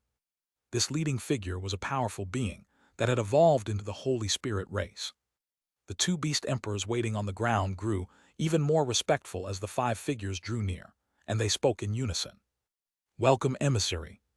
The Holy Spirit race at the front merely glanced briefly at the 2 Beast Emperors with its eyes, and they immediately felt somewhat suffocated. One of the Beast Emperors standing behind the Holy Spirit race grunted, "Are all the Beast Emperors of Beast Field number 47 so lacking in manners? Only 2 Beast Emperors come out to meet when an upper realm demigod arrives. Where are the others? Do they have no legs?" Hearing these mocking words, the faces of the 2 Beast Emperors turned somewhat bitter. "Your Eminence, the other Beast Emperors of Beast Field number 47 are either serving under the monster wooden domain semi-saint, having surrendered a part of their origin, or are direct descendants of the semi-saint. Therefore, only we have come," they replied. It wasn't until this moment that the demigod spoke for the first time. "Semi-saint, nothing but a false saint." That domineering tone carried a powerful disdain for all creatures, causing the 2 Beast Emperors to lower their heads even more. HMPH, without the recognition of Beast Field number 8 who dares to claim sainthood. The same upper realm demigod leveled a sneer. "Our demigod currently represents Beast Field number 8. Even if it were another demigod, they would have to personally receive us, let alone a mere false saint. The false saint of Beast Field number 47 has sown chaos, and order has crumbled. We, on behalf of Beast Field number 8, have come to exact justice," stated the demigod solemnly. With those words, the situation in Beast Field number 47 was firmly set. "Lead the way." Yes, the 2 Beast Emperors stood up together, not daring to raise their heads towards the demigod, and they stood at the very back of the group with bowed heads. "You 2 have rendered a service by reporting this issue, and Beast Field number 8 will not overlook your merits. After this matter is settled, a reward will be given, and your tribes will be allowed to migrate to Beast Field number 8, said another of the upper realm Beast Emperors among the 4, looking at the 2 local Beast Emperors with a pleasant face. Upon hearing this, both Beast Emperors revealed expressions of joy. Out of 8 original old Beast Emperors within Beast Field number 47, with the successful evolution of the monster wooden domain semi-saint, 5 Beast Emperors either perished or submitted, leaving just these 2. As Beast Field number 47 had almost become a one semi-saint dictatorship today, wasn't their risky appearance here precisely to connect with the upper realms? In their eyes, staying in Beast Field number 47 had been because they could be second to none within this Emperor-level Beast Field. If even that could no longer be guaranteed, why not move to the much broader space of Beast Field number 8? After all, whose subjects were they if not servants? Guided by the 2 host Beast Emperors, the group of 7 beasts unhesitatingly headed toward the newly relocated monster wooden domain, situated at the central point of Beast Field number 47. Outside the monster wooden domain, a Beast Emperor swiftly appeared. It was the Tortoise of Longevity, a direct descendant of the now-ascended semi-saint Beast Emperor of Demon Wood. With meaningful gaze, it eyed the 2 familiar figures in the party, then spoke slowly. "On behalf of the Demon Wood semi-saint, I have come to greet our guests." "For just a false saint, quite the grand reception," the demigod Beast Emperor sneered again. "You know to welcome us now, what were you busy with earlier?" A slight shadow crossed the face of the Tortoise of Longevity, but its long years of experience quickly restored its composure. "Please come in." With that, it turned and entered the monster wooden domain. The upper realm demigod's beast emperor companions seemed about to speak again, but seeing their own demigod stepping forward, they held their tongue and hurried after. Upon setting foot in the monster wooden domain, the space around the upper realm demigod twisted violently, and a surge of immense power burst forth. The wheel of life behind slowly revolved, unshakably. A trace of power that transcended the 10 attributes slipped out, instantly reducing the ground underfoot to dust, and the very fabric of the space filled with web-like fissures. The power that enveloped the entire monster wooden domain shattered at that moment, and the next, more forces thundered down, swiftly repairing the ground under the upper realm demigod's feet and the surrounding space. In the blink of an eye, the two demigods had already carried out their first probe. The wheel of life behind the upper realm demigod stopped spinning, and the abyss-like aura receded slightly. Its face, showing neither sorrow nor joy, quickly issued an unquestionable command. "Let's go see this false saint." Chapter 770, 365. The Archangel Accuses, Semi-Saints Clash. The tortoise of longevity, always watchful of the situation behind it, remained outwardly calm but inwardly chuckled, having already perceived some clues.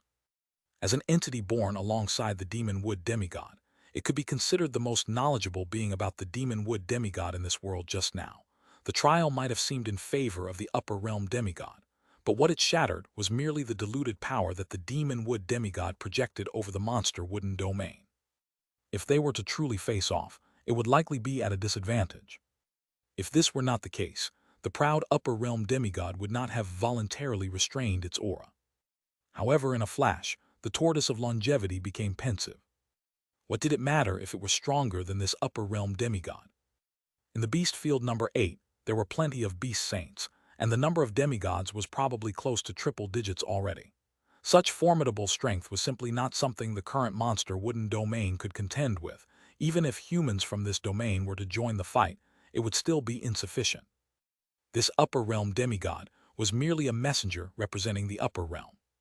And the demon wood demigod also wanted to see the upper realm's attitude. That was of the utmost importance. Under the guidance of the tortoise of longevity, the upper realm party soon arrived at the most central area of the monster wooden domain, a place that was spacious and brimming with life. An ancient tree covered in cyan gold patterns had taken root here, its wheel of life reaching the sky, turning slowly like the hands of a clock, and the magnificent power it emanated suffused every corner of the monster wooden domain. The beast emperor from the upper realm demigod's kin, who had previously been clamorous about false saint, was now silent, and the other 3 upper realm beast emperors were also silent. After all, this was a genuine transcendent being at the demigod level, and even without the recognition of beast field number 8, they were not qualified to insult it. The only one in the field who had the right to communicate on an equal footing with it was the upper realm demigod. A cyan golden face materialized out of the void as the demon wood demigod gazed at the recently encountered demigod. "A guest as you come, how may I address you?" "Cloud Crow," the upper realm demigod spoke slowly, its form slightly blurred. Like a strange bird hidden within the clouds, mysterious dark gold patterns would flicker from time to time, and the terrifying aura it leaked was enough to cause palpitations. "Cloud Crow demigod, what brings you to beast field number 47? The demon wood demigod asked with a smile, looking serene. After a moment of silence, Cloud Crow too chuckled. "Rumor has it that beast field number 47 is in disarray. The beast race is at war with itself. I am here by the name of the beast saint to investigate the truth." Oh, the demon wood demigod's face showed sudden realization. So it's about that. "To not hide from Cloud Crow demigod, those rumors are unfounded," it said, adopting a more righteous expression. "It's merely personal vengeance that led to the fall of 2 beast emperors. How can it be called turmoil? As for the collapse of order, that's even less likely. In beast field number 47, the beast race lives in even more harmony than before." "Since you put it that way, then I will tentatively believe you." Cloud Crow demigod nodded slightly, as if not taking the matter seriously at all. The 2 beast emperors who had followed closely behind it now looked anxious. Didn't they agree to question the demon wood demigod about its crimes? How come after just a few words from the demon wood demigod, Cloud Crow demigod let it go so easily? They wanted to say something, but felt multiple presences locking onto them. Those were the other few beast emperors, arriving from all over the monster wooden domain. At this moment, the way they looked at the two beast emperors was somewhat menacing. As if having put the matter aside, Cloud Crow Demigod changed the topic.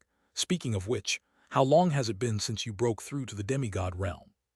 The demon wood demigod narrowed its eyes slightly, pondering for a moment before replying, 2 months.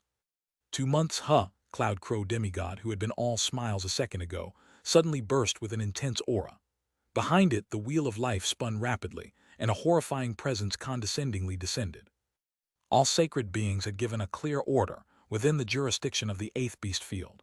All newborn members of the Holy Spirit race must visit the sacred beings in the 8th beast field within a month. Why have you not gone? Do you not hold the sacred beings in high regard? It has come. All beast emperors belonging to the lineage of the monster wooden demigods had a simultaneously solemn expression, feeling a sudden heaviness in their hearts. The challenge from the other side had finally arrived. The earlier light treatment by the Cloud Crow demigod was just a prelude to this moment. Clearly, they too knew that the so-called collapse of order and internal chaos in the beast field were not convincing enough to command obedience. Has the 8th beast field ever truly cared for the life and death of other beast fields in its arrogance? Only the disrespect towards the sacred beings by the newborn members of the Holy Spirit race is considered significant enough for the 8th beast field to pay attention to. The challenge posed by the Cloud Crow demigod at this moment was an oppression in attitude. Its goal was to force the monster wooden demigod to submit using the authority of the sacred beings. After all, it had said, I'll temporarily believe the monster wooden demigod. If the monster wooden demigod submitted, willing to accompany it to the 8th beast field, then the sin of disrespect towards the sacred beings would naturally dissipate, and the previously mentioned crimes of collapsing order and internal chaos in the beast field would also be fully believed, treated with a light hand. If the monster wooden demigod did not submit, the sin of disrespecting the sacred beings would be affirmed, and the words of the monster wooden demigod would no longer be credible, with the previous crime also falling upon its head. But the question is, could the monster wooden demigod really go to the 8th beast field? Its stance was different from the sacred beings of the 8th beast field, being closer to humans, willing to coexist peacefully and establish a new order. Just this point alone was enough for the sacred beings to harbor malice towards it. Not to mention that the power attribute of the monster wooden demigod's transcendence was order. If a being with such a powerful attribute as the monster wooden demigod truly became a beast saint one day, it would instantly become one of the strongest among the beast saints, a threat that the sacred beings naturally could not ignore. Saint is a level of strength, not a spiritual plane. These old fellows capable of cataclysmic destruction were not necessarily broad-minded. Therefore, should the monster wooden demigod enter the 8th beast field, it would at the very least be imprisoned. At worst, it could die on the spot. Faced with the sudden grilling of the Cloud Crow demigod, the monster wooden demigod remained calm and collected. This is a grave misunderstanding. The sacred beings of the upper realm are the strongest of our beast race. How dare I disrespect them? However, the journey is long and arduous, and as a plant-based transcendent being, I am naturally not adept at traveling.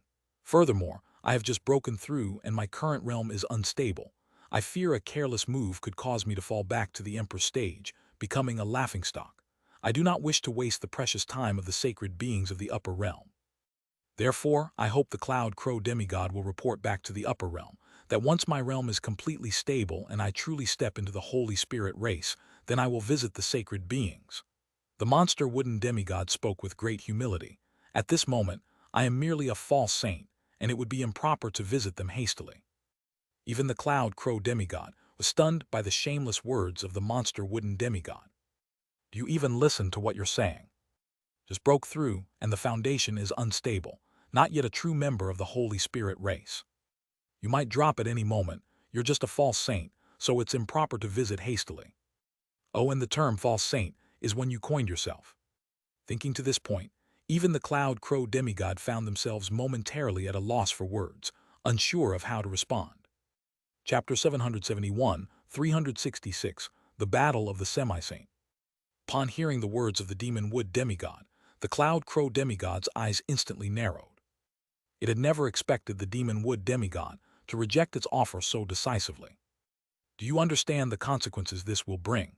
The cloud crow demigod asked, its voice instantly turning ice cold. The formidable presence of a semi-saint burst forth, plunging all beings present, save for the demon wood demigod, into an abyssal void. Such pretension from the cloud crow demigod, but after all, this is beast field number 47.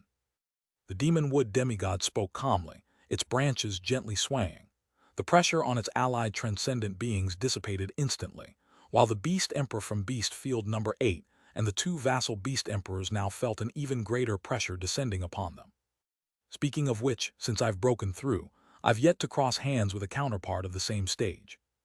Why don't I use you to try out my skills?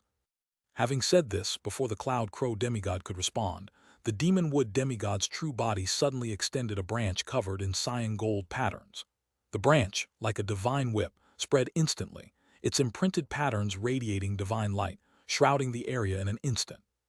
Before the branch even descended, the aura of the cloud crow demigod began to plummet rapidly, as if it were being forcibly suppressed back down to the emperor's stage. Audacious. The cloud crow demigod let out a furious roar, having never anticipated that, upon representing beast field number 8, the demon wood demigod would not only fail to show any reverence but would also strike without a word. In war, envoys are spared. Though enraged, the cloud crow demigod reacted swiftly.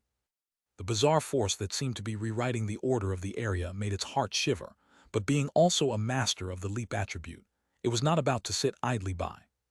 With a furious shout, the saint spirit wheel of life behind the cloud crow demigod spun rapidly. Intertwining beams of light converged, unleashing a formidable power, and instantly, countless web-like fractures appeared in the void. The next moment, accompanied by a clear shattering sound, space itself suddenly collapsed, creating a deep rift that swallowed up everything around it, and the order force that had enveloped heaven and earth was also ruptured. Emma? The demon wood demigod was startled, and its face, formed in the void, showed a hint of interest. This fellow's leap attribute seems quite interesting. Spatial attribute. Fighting spirit ignited in the eyes of the demon wood demigod. I've long heard of the great strength of the silent spirit divine crow clan, one of the leading existences among the holy races. Today, I shall truly experience it. You will see it, replied the cloud crow demigod, its race revealed but showing no surprise. It gave the demon wood demigod a deep look before taking advantage of the new order force not yet arriving, flapping its wings and appearing 100 miles away in an instant. This is the monster wooden domain, fraught with the power of the demon wood demigod. It would be unwise to battle the demon wood demigod here. The demon wood demigod chuckled, its countless roots underground drawing together before suddenly erupting from the earth and soaring into the sky, chasing after the cloud crow demigod. In a chase and flash, the two semi-saints had left the range of the monster wooden domain. You certainly have a lot of nerve, the cloud crow demigod said with a cold laugh, observing the demon wood demigod that hovered in the void. So you don't mention being inconvenienced now. Its gaze sharpened, and undisguised killing intent gleamed in its eyes. It knew the beast saint's attitude towards the demon wood demigod from beast field number 8. An existence with the order attribute, leaning towards the human side, if it could not remain under their watch forever, then destruction was the only path. Thus, if it could kill its opponent now, upon returning to beast field number 8 it would not be punished. On the contrary, it would be rewarded. Although it had been at a disadvantage in the earlier skirmish, the cloud crow demigod believed that this was because it was in the opponent's territory, which had been cultivated over a long period, thus naturally endowed with many strategies. Away from the monster wooden domain, what was there to fear from the demon wood demigod? After all, even within beast field number 8, the silent spirit divine crow clan was renowned, for the evolution path they commanded was spatial leap. The force of space is unpredictable and manifold in methods. Order, what can it do to it? Kill. With a sharp cry, the cloud crow demigod's figure flashed as the saint spirit wheel of life spun rapidly, its massive wings stirring the void into ripples. The moment the demon wood demigod turned its gaze, the cloud crow demigod fiercely flapped its wings, slashing out two streaks that extended 1,000 miles, their tails twisting with the fabric of space, their tips engulfed in darkness as though they could devour everything. Those were fissures in space. 4 stars leap skill, great dimensional slash. As the extraordinary creature races ascended to the ranks of the Holy Spirit race, the original 4-star skills would likewise evolve and no longer be distinguished by proficiency. The face of the demon wood demigod changed slightly. A branch flicked out like lightning, its cyan gold patterns illuminating the heavens and the earth, unleashing the power of order in an instant. Some of the force was instantly absorbed by the great dimensional slash, but a greater part of it forcefully altered the surrounding order, as if an invisible hand had descended, pressing the ruptured spaces back into place with a crash. 4-star's leap skill, order stabilize. Seamlessly neutralizing the opponent's great dimensional slash, the demon wood demigod looked up swiftly, fixing its eyes on the changing expression of the cloud crow demigod. Swoosh! The sound of tearing through the wind resounded as the extended branch shot explosively towards the cloud crow demigod. Chapter 772, 366, Battle of Semi-Saint. The cloud crow demigod's face changed slightly as his wings enveloped him. The space around instantly stagnated and compressed. The branches of the demon wood demigod pierced towards him at extreme speed, yet they seemed to be infinitely far from the cloud crow demigod, never able to reach him. The demon wood demigod's gaze shimmered slightly, as the blue-gold patterns on the other parts of his body brightened, flowing towards the area where the branches had dimmed, lighting it up once again. Before the cloud crow demigod could breathe a sigh of relief, those relit patterns on the branches once again reflected between heaven and earth, subtly altering the order around them. 4-star's leap skill, order fragility. ZZZT. The stagnant void, as if made of paper, was punctured by the branches in an instant, the branch reaching the face of the crazily changing cloud crow demigod. The cloud crow demigod's figure moved, and the power of space enveloped his body in an instant. He was about to teleport away as he had before, but in that moment, the cold voice of the demon wood demigod echoed between heaven and earth. In this place, teleportation is forbidden. A golden-patterned leaf over his body shattered in response, and an inscrutable mighty force descended in an instant, causing the cloud crow demigod's body to stiffen in place. The power of teleportation was instantly suppressed. 4-star's leap skill, order true word. This was the demon wood demigod's most powerful skill. Unlike other skills that could only change the order in a fixed manner, this skill allowed the words to be followed by laws, giving the demon wood demigod the freedom to change the order around him. Though with many restrictions, it was an absolute divine skill. Boom!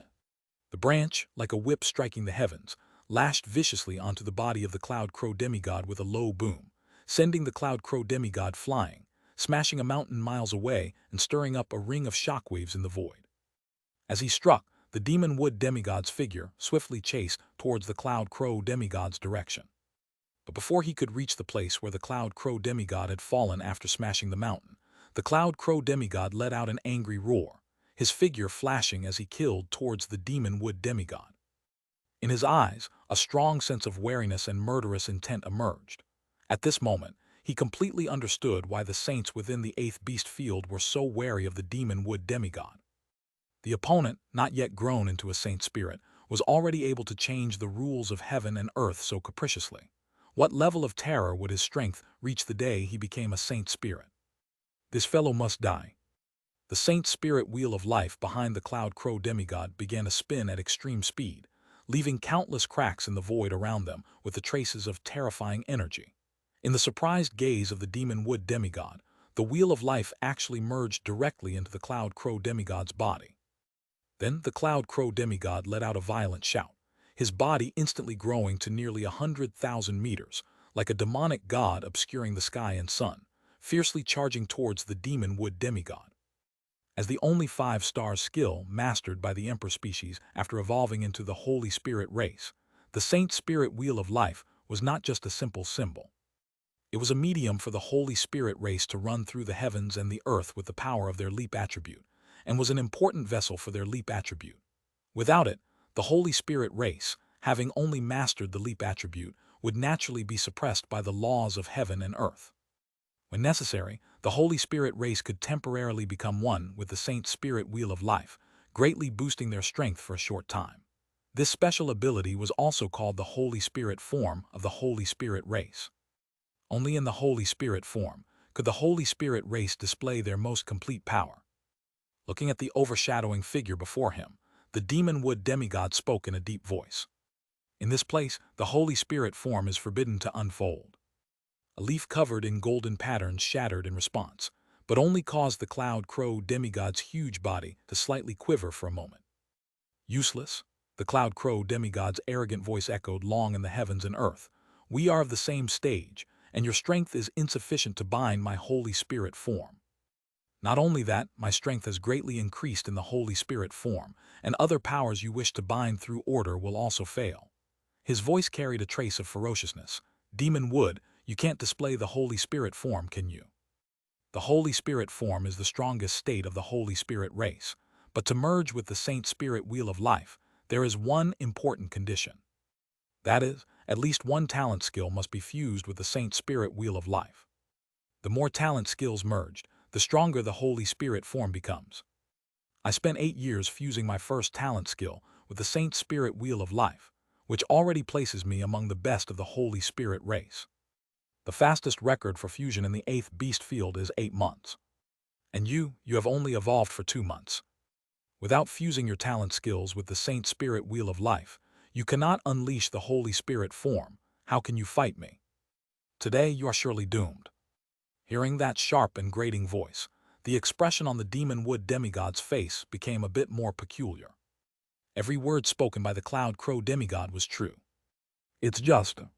Have you ever heard the saying, the villain dies from talking too much? The demon wood demigod spoke softly, as the Saint Spirit wheel of life behind it spun rapidly before merging into its body. Watching the demon wood demigod's form swiftly rise in stature and its power climb step by step, the cloud crow demigod's pupils contracted sharply, feeling the threat of death for the first time. How is that possible? How could you possibly fuse with your talent skill so quickly? Boom! Branch after branch impaled the body of the cloud crow demigod, whose colossal size shrank rapidly. The Saint Spirit wheel of life reappeared behind it, and then in an incredibly short time, it collapsed and dissipated. Seeing this, the demon wood demigod's form likewise contracted, reverting from its Saint Spirit form.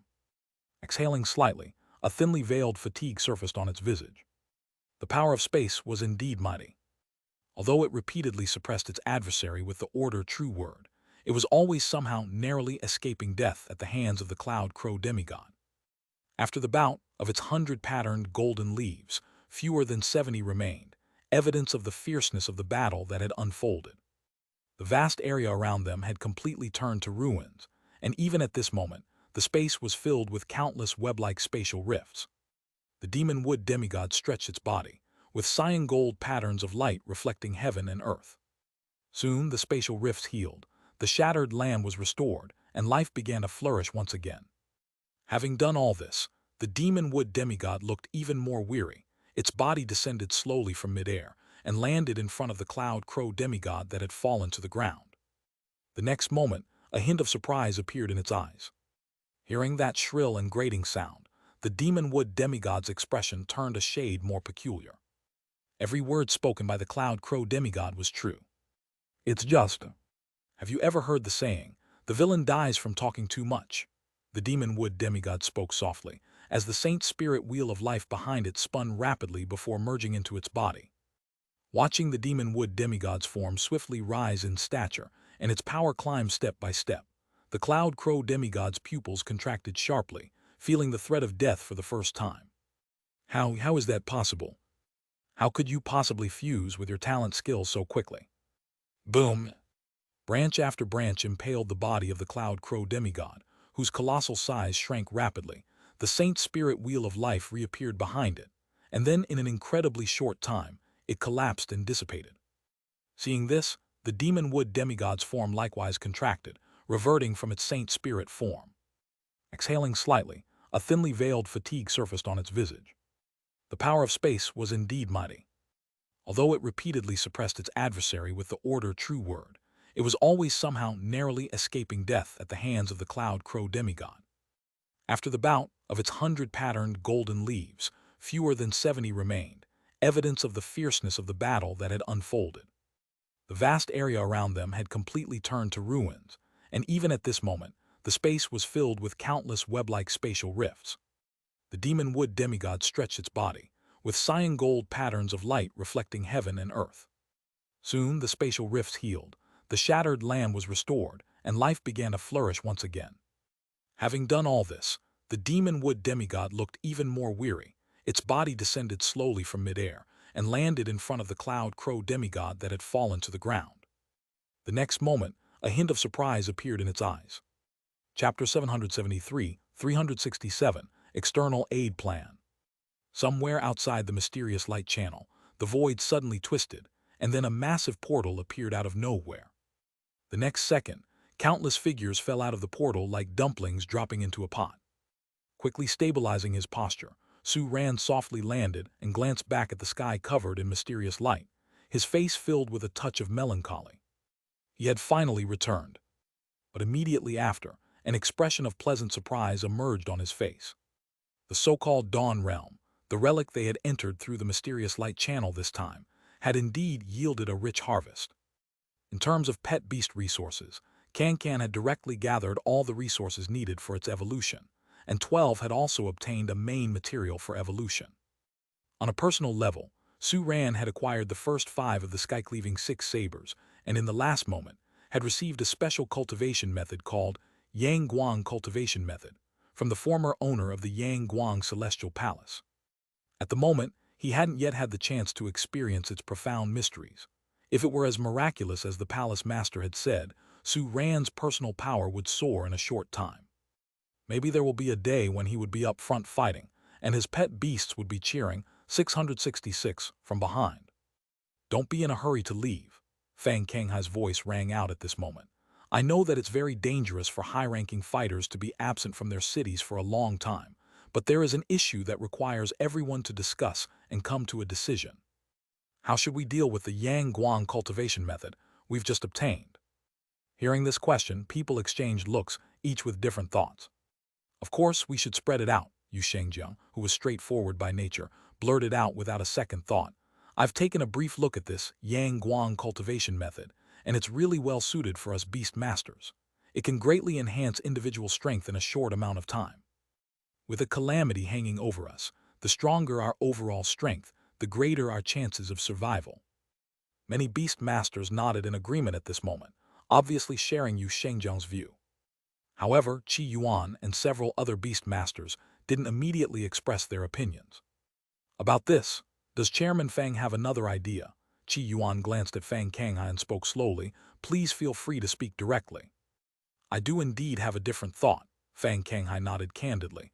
You all know the current situation of Broken Abyss City. The Saint Spirit level beast masters of Broken Abyss City are currently battling the Beast Saint in the 8th Beast Field. They don't have the capacity to help us. At most, they can only contain the Beast Saint of the 8th Beast Field to ensure it doesn't appear in the 47th Beast Field. But the appearance of semi-saints at the epic level is still possible.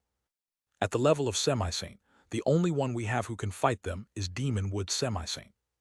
If more than one semi-saint from the enemy comes, and Demon Wood Semi-Saint can't cope, our 47th Beast Field could be wiped out at any moment. So, we need to figure out a way to find some external support. Right now, only we are aware of the Yang Guang cultivation method. This is a great opportunity. If handled properly, we might be able to use it as a bargaining chip to exchange for the intervention of an epic-level powerhouse from Broken Abyss City. The Duanyuan City Beast Tamers Association is unwilling to send strong support, but if an epic-level powerhouse wants to come on their own, they can't possibly stop them. And so there arises an issue. If it's going to be used as a bargaining chip, then naturally we cannot disclose this cultivation method, at least not until this catastrophe is over. After disclosure, Broken Abyss City would easily obtain the cultivation method, and why then would the strong figures take action for us? Therefore, this is completely contrary to what old Yu just proposed. Fang Kanghai spoke with a solemn tone, his face showing a hint of helplessness. Every beast master present fell into silence at this moment. Fang Kanghai's line of thought was completely different from what they had previously considered. And this was, without a doubt, a brand new approach. Chairman Fang, I have a question, Qi Yuan spoke gravely. Can you be certain that with this cultivation method, you can procure the assistance of an epic-level powerhouse from Broken Abyss City? Within Broken Abyss City, I have an old acquaintance who is an epic-level beast master. Fang Kanghai immediately responded. I'm roughly 80% confident that they would be willing to take action in exchange for the Yang Guang cultivation method. 80%, but not a guarantee. The crowd fell into a brief silence. If the Yang Guang cultivation method was disclosed, the humans within the 47th beast field would undoubtedly gain a significant increase in strength, thus gaining a stronger capability to face the calamity without risk. But if it wasn't disclosed, and the Yang Guang cultivation method was used as a bargaining chip to secure the action of an epic-level fighter, the assistance from a high-ranking warrior entering the fray could be more significant, yet it entailed risk. Actually, Qi Yuan pondered for a moment, then slowly continued, these two options aren't completely incompatible. We can head to Broken Abyss City as soon as possible to confirm whether we can trade the Yang Guang cultivation method for their action, and if they refuse to take action, then we can make the Yang Guang cultivation method public, enhancing the strength of the beast masters of the 47th beast field. That is indeed a solution, Fang Kanghai nodded slightly, then his gaze shifted, looking off into the distance. A figure in aqua gold rapidly approached from afar and soon appeared before them. It was none other than Demon Wood Semi-Saint. You all got back rather quickly. Demon Wood Semi-Saint's face formed in the void and he spoke slowly. As it happens, a little incident occurred while you were entering that relic. I've thought it over and decided it's necessary to inform you about it. What happened? Feng Kanghai asked almost instinctively. A Semi-Saint emissary from the 8th beast field came here to accuse me of a crime, and to coerce me into following them to the 8th beast field. At these words, everyone's expressions quickly turned grave. The fact that the 8th beast field could send an emissary here suggested that they had the spare capacity to deal with the 47th beast field's issues. Chapter 774, 367, External Aid Plan. Even if beast saints can't come, semi-saints can still send a few of them. This also means that the time for this catastrophe to hit is not far off. Demon Wood Semi-Saint, how did you respond? Fang Kanghai asked. Oh, I killed that messenger. Hearing the Demon Wood Semi-Saint's casual words, everyone fell silent all at once. Fang Kanghai's mouth twitched violently. Killed. I didn't want to kill him, but that guy actually fought for his life with me, and when he couldn't beat me, he directly revealed his saint spirit form. As he said this, the Demon Wood Semi-Saint also seemed somewhat regretful. It was my first time revealing my saint spirit form, and I couldn't quite control my strength. You even revealed your saint spirit form. Fang Kanghai's voice suddenly rose by a notch, his expression growing increasingly grave. As an emperor-level beast master, he naturally knew what the saint spirit form was. If that messenger did not possess the saint spirit form and was killed by the Demon Wood Semi-Saint, the number 8 beast field might be angry but would not pay too much attention to it. But that messenger had mastered the saint spirit form and then died in the number 47 beast field. This indicated that the Demon Wood Semi-Saint also had mastery of the saint spirit form. And it has only been 2 months since the Demon Wood Semi-Saint's breakthrough.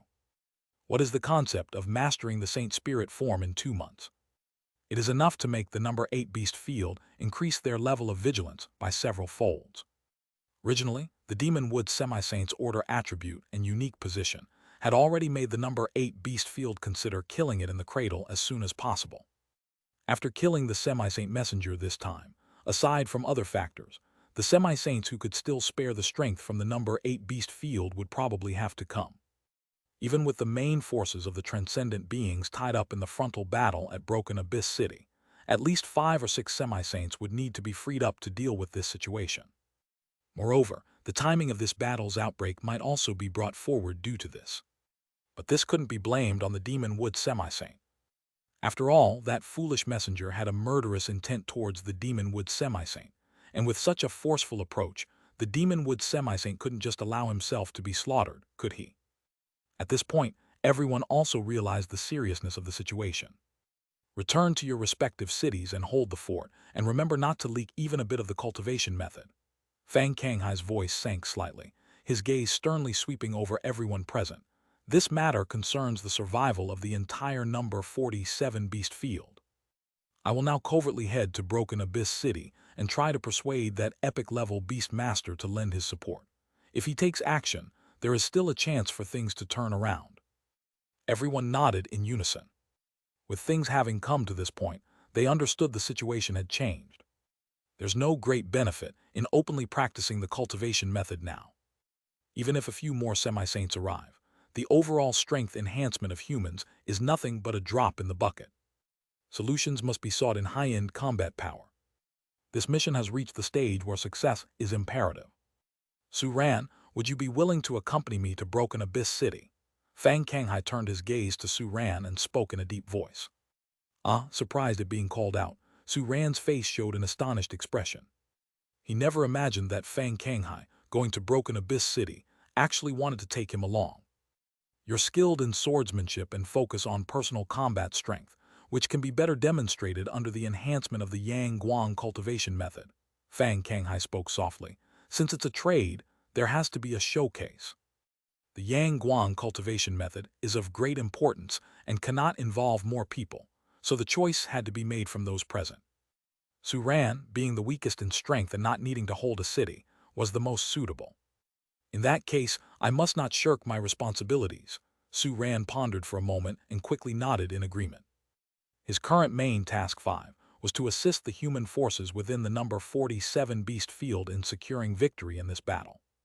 With all the branches already handled by system employees and not requiring his attention. Now, following Fang Kanghai to Broken Abyss City would also be considered helping the number 47 beast field, so he naturally did not hesitate. Moreover, Su-ran, who had never been to Broken Abyss City, was also curious about this first-level capital that had been confronting the number 8 beast field for 1,000 years.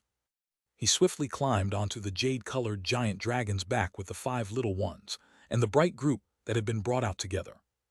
We depart immediately. Fang Kanghai no longer delayed, and the jade-colored giant dragon beneath his feet roared towards the sky before flapping its wings, taking to the air like an amazing creature and instantly flying into the distance. After Fang Kanghai had left, the other overlord-level beast masters didn't dare to dally, and each headed for their own cities. They needed to quickly complete the deployment of combat strength within the association and enter a state of war readiness. The Demonwood semi-saint gazed in the direction Fang Kanghai had left, then silently withdrew his gaze and turned to return towards the monster wooden domain. Before Fang Kanghai returned, Beast Field 47 still needed him to hold the fort. Elsewhere on the back of the jade-colored giant dragon, Fang Kanghai began to converse with Su-ran. On this trip to Broken Abyss City, we're going to meet an epic-level beast master named Joe Palu, Fang Kanghai said slowly. He has his own family's influence in Broken Abyss City, and from what I know about him, he values his family and the younger generation within his clan a lot. That's why I believe there's an 80% chance of success, he added. A cultivation technique can never contribute as much to an individual as having family power can. Fang Kanghai paused before continuing.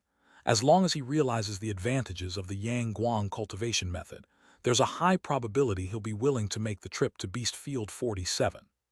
So, on this trip to Broken Abyss City, we must fully demonstrate the power of the Yang Guang cultivation method, he stated. That task will be yours, Fang Kanghai looked at Su-ran. The stronger you perform, the better the effect. I understand, Su-ran nodded slightly, then spoke up. Predecessor, I have a question. Go ahead. This Yang Guang cultivation method, we're going to publicize it sooner or later. Won't that Joe predecessor get very angry then? Isn't offending an epic-level beast master an issue? Don't worry, Fang Kanghai laughed. No one is a fool. Joe Palu will definitely consider this. Then him? Su-ran asked, looking surprised. But he still has a great probability of agreeing. Fang Kanghai spoke unhesitatingly, then his expression turned slightly complex. Sometimes, being one step late means falling behind in every step. If Joe Palu decides to take action, it would be at least several months before this Yang Guang cultivation method is publicized. During these months, only his Zhou family in Broken Abyss City will have access to this method, and as long as the people in the Zhou family aren't fools, they naturally will take this opportunity to expand their family's advantage. By the time a few months have passed, and the entire Broken Abyss City has gained access to the Yang Guang cultivation method, the benefits already consumed by the Zhou family can't be spat back out. I see, Su-ran had a moment of sudden enlightenment with Fang Kanghai's explanation. The journey to Broken Abyss City is a long one. It will take 3 days with Xiaoyu's speed, Fang Kanghai smiled. After arriving in Broken Abyss City, I will delay as well. allowing you to showcase your abilities a bit later. So, you have about a week to familiarize yourself with the Yang Guang cultivation method and improve your strength as soon as possible. Okay, Su Ran nodded firmly, now fully aware of the weight of his task. He turned his head to glance at the five little ones, and then his gaze settled on the bright group that was being cradled by Firefly. I promised to bring you out, but now I can't set you free. After all, you've heard about the matter of the Yang Guang cultivation method. The bright group trembled, shaking violently. Puff tilde. It wanted nothing to do with such ghostly freedom. When that semi-sane had appeared just now, it had been scared stiff and was still yet to recover from the shock. Okay, Su Ran nodded firmly, now fully aware of the weight of his task. He turned his head to glance at the five little ones, and then his gaze settled on the bright group that was being cradled by Firefly. I promised to bring you out, but now I can't set you free. After all, you've heard about the matter of the Yang Guang cultivation method. The bright group trembled, shaking violently. Puff tilde. It wanted nothing to do with such ghostly freedom. When that semi-sane had appeared just now, it had been scared stiff and was still yet to recover from the shock. Chapter 775, 368, The Upheaval of the Yang Guang Cultivation Method. Over an endless expanse of wilderness, a jade-colored giant dragon with wings spanning 100 meters soared by, whipping up wild winds that made the grass and trees sway and scatter, its fully released aura silencing all living creatures that perceived it. A gentle energy flowed in front of the jade-colored giant dragon, dissolving the strong headwinds, allowing the two humans and a group of pet beasts on the dragon's back to stand as if on solid ground, at ease. Having temporarily resolved the issue with the bright group, Su Ran let the five little ones rest and recuperate before sitting cross-legged on the back of the jade-colored giant dragon, with the contents of the Yang Guang cultivation method flashing through his mind once again. The cultivation method left by the master of the Yang Guang Celestial Palace was different from the knowledge granted by the system, which could be fully understood at the time of impartation. It was more like an e-book tucked away in the mind, ready to be perused whenever thought directed. Although Su Ran had previously skimmed through it in haste, he had only tasted a morsel of it and realized the general scope of the Yang Guang cultivation method without delving deeper. Now, taking advantage of the time Fang Kanghai had fought for, he intended to master this cultivation method as much as possible. According to the introduction of the Yang Guang cultivation method, the power obtained through the beast-taming contract's feedback naturally resides within the flesh and transforms into a form of power called vitality. In another world, humans cultivate their own strength by simultaneously cultivating three different powers: vitality, essence force, and divine sense. Only by combining these three can one's individual strength be fully harnessed. Therefore, the strength of a beast master is in a peculiar situation, akin to walking on one leg, having an abundance of vitality, but lacking the other two powers. What the Yang Guang cultivation method does is guide this vitality to transform into essence force and divine sense.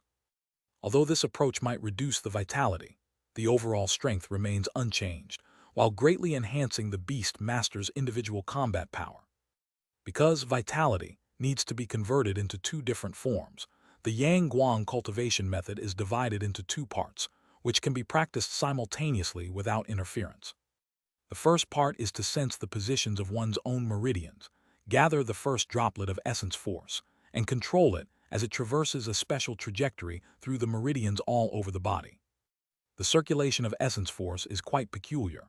Once it completes its first full circulation, it can be left to travel on its own without the risk of mishaps. Vitality and essence force, these two powers, are like two sides of the same coin, intricately related to each other. Therefore, when the body is overly filled with vitality and has very little essence force, the vitality will naturally shift towards essence force, much like water flowing downhill. Hence, one only needs to maintain the circulation of essence force to steadily continue the transformation, until the quantities of vitality and essence force are nearly equal. The second part involves converting vitality into divine sense, which is somewhat more complicated and requires a method known as visualization. Unlike the meditation training of the Beast Master's contract power, it involves mentally depicting a symbolically significant object and then continuously refining it, thereby enhancing divine sense during this process. For the Yang Guang cultivation method, The visualization is that of a great sun, which is clearly described in Su Ran's brain, greatly reducing the difficulty of the first visualization. Since divine sense is entirely separate from the body, it cannot be directly transformed from vitality. However, essence force acts as a medium between the two. As it travels through the meridians near the brain, if the essence force is stronger than the divine sense, it will naturally convert into divine sense. First, vitality is transformed into essence force, then essence force into divine sense, to finally achieve a balance of power among the three. This is the essence of the Yang Guang cultivation method. After thoroughly understanding this, Su Ran couldn't help but marvel at the refinement of the cultivation methods from the other world and began his first attempt. The physical quality of a king-level beast master made the threshold for initiation almost non-existent. With the guidance of the cultivation method, it didn't take long for Su Ran to sense all the hidden meridians in his body. Next was the condensation of the first droplet of essence force. Transitioning from nothing to something is often the most difficult part. Su Ran carefully sensed the hidden vitality within his body, striving to control the expansion and contraction of the meridians in order to extract the power of vitality bit by bit, like drawing water. About 10 minutes passed and a sound of a water droplet, the ding-dong, faintly emerged, bringing a joyful expression to Su Ran's face. Success! He could feel at this moment, 3 inches below his navel, essence force has gathered into the form of the first droplet, reaching the minimal requirements for the circulation of meridians. Next, it was time to control the circulation of essence force within the meridians. Compared to the previous process, this one was somewhat easier. Within Su Ran's perception, this droplet of essence force belonging to him was as docile as a lamb, responding instantly to his will at the slightest thought. After completing a full cycle of circulation following the meridian diagram of the Yang Guang cultivation method, Su Ran withdrew his controlling force and felt essence force intelligently complete the second circulation on its own, which allowed him to relax. That's it. Easy. If the master of the Yang Guang Celestial Palace still had awareness, he would probably only be able to smile wryly at Su Ran's thoughts. In his former world, a human novice to the cultivation methods needed 1 to 7 days just to obtain the first droplet of essence force, and even longer to complete the first circulation, with those less talented possibly needing a month. Chapter 776, 368, The Incident with the Yang Guang Cultivation Method. Su Ran could progress so quickly because he was switching his cultivation path. Already having a foundation of power made everything much easier. After 2 cycles of essence force circulation, Su Ran felt the changes within himself. Each time the essence force passed through his meridians, he felt a slight decrease in strength around that area, but this sensation was quickly replaced by an even more abundant feeling of essence force. As the essence force surged, it grew at an unimaginable pace, and just after 2 cycles, a single drop of essence force had already multiplied into hundreds. In Fang Kengha's eyes, Su Ran had already transformed. His body emitted a rich and potent glow of blood essence, and within this glow, a faint milky halo of light, though weak, was absorbing the blood essence and growing stronger gradually. Is this vital energy and essence force? Fang Kenghai's eyes revealed an intrigued expression. The power system of another world is quite interesting. He simply sat cross-legged atop the jade-colored giant dragon, and moments later, a similar yet much more concentrated blood essence glow appeared around him. Unaware of Fang Kenghai's actions beside him, and after completing the 3rd cycle of essence force, amassing it to the scale of 200 to 300 drops, Su Ran began to attempt meditation. He cleared his mind, leaving only the image of the great sun as depicted in the Yang Guang cultivation method, and awkwardly commenced his first meditation. In the center of his consciousness, a vague outline quickly emerged, radiating infinite light and astonishing heat. The moment it appeared, its brilliance cascaded over Su Ran's consciousness. Su Ran felt as if he had just taken a sauna. His entire consciousness was warm and soothing, yet his mind became even clearer rather than fuzzy, making his perception of his surroundings much sharper. It was an unprecedented experience, but the moment it occurred, Su Ran had an intuitive understanding. This was divine sense. The essence force meandering through the meridians in his head became the dominant force in the presence of the newly arisen divine sense, tilting unconsciously towards the divine sense, drop by drop of essence force slowly vanishing, giving Su-ran a tingling sensation in his brain. The speed at which his divine sense strengthened was increasing even faster. It was at this moment that Su-ran suddenly saw 5 deep blue vortexes. They had appeared around the great sun at some unknown time, forming a chain that completely sealed off the sun. That was the 5th stage contract power, cultivated by Su-ran's meditation. Seeing this, Su-ran was momentarily stunned. The Yang Guang cultivation method did not mention such an anomaly. Because the master of the Yang Guang Celestial Palace, who developed this cultivation method, based it on the beast-taming contract and the cultivation practices of humankind from another world. He was unaware of the true nature of the contract power and hadn't considered this question. After hesitating for a moment, Su-ran chose to continue trying to meditate. Fortunately, the contract power seemed to be there just to join the fun. It did not interfere with Su-ran's meditation, nor did it affect the transformation of essence force into divine sense. Relieved, Su-ran continued to cultivate, constantly converting the power of his vital energy into essence force and divine sense, until he was awakened by Fang Kanghai, who was at his side. Did your contract power appear during meditation? Fang Kanghai's question made Su-ran realize that the incident during his meditation was not an isolated case. Yes, Chairman Fang, does this have an impact? Yes, Chairman Fang, looking slightly odd, laughed and said, stop cultivating for now and try meditating on the contract power. Su-ran blinked, without hesitation. He did as Chairman Fang suggested and shifted to meditate on the contract power. The next moment his expression changed. The contract power existed in the form of vortexes within his consciousness. Normally, when meditating upon it, the vortexes would spin faster, generating a suction force, drawing in the extraordinary energy from the surrounding space, thus becoming stronger continuously. The more whirlpools, the deeper the color, the higher the stage of the contract power, and the faster the speed of absorbing transcendent power. But as the stage of the contract power increases, the energy needed for breakthroughs grows even faster. Thus the advancement speed of the contract power doesn't increase but decreases instead, and it might even come to a complete halt when encountering a bottleneck. Now, after practicing the Yang Guang cultivation method for a while, Su-ran found something different when he attempted meditation again. The whirlpool was spinning faster, and while absorbing extraordinary energy, it would inadvertently siphon away a trace of power from the recently visualized sun. This trace of power was minuscule and hardly noticeable, but with Qin Chuan's 600-fold meditation speed, this absorption immediately became exceedingly apparent. Contract power has no consciousness, but this scene always gave Su-ran the impression that it was behaving cheekily, like a petty thief stealthily stealing away the divine sense power he had just developed. With 600 times the effect underneath, the speed at which the contract power stole the divine sense was quite astonishing. Qin Chuan's divine sense, having just been formed, was drained by a significant amount in just a few minutes.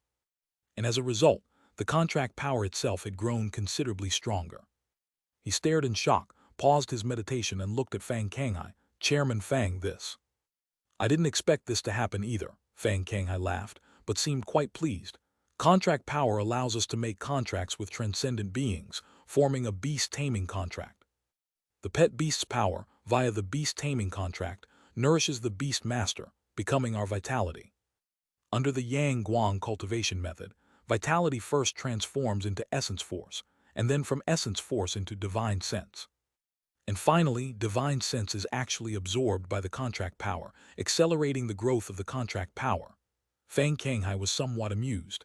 This closed loop, I hadn't considered at all. Chairman Fang, in this way, if contract power absorbs divine sense, and divine sense absorbs essence force, and essence force absorbs vitality, doesn't that mean our strength is getting weaker?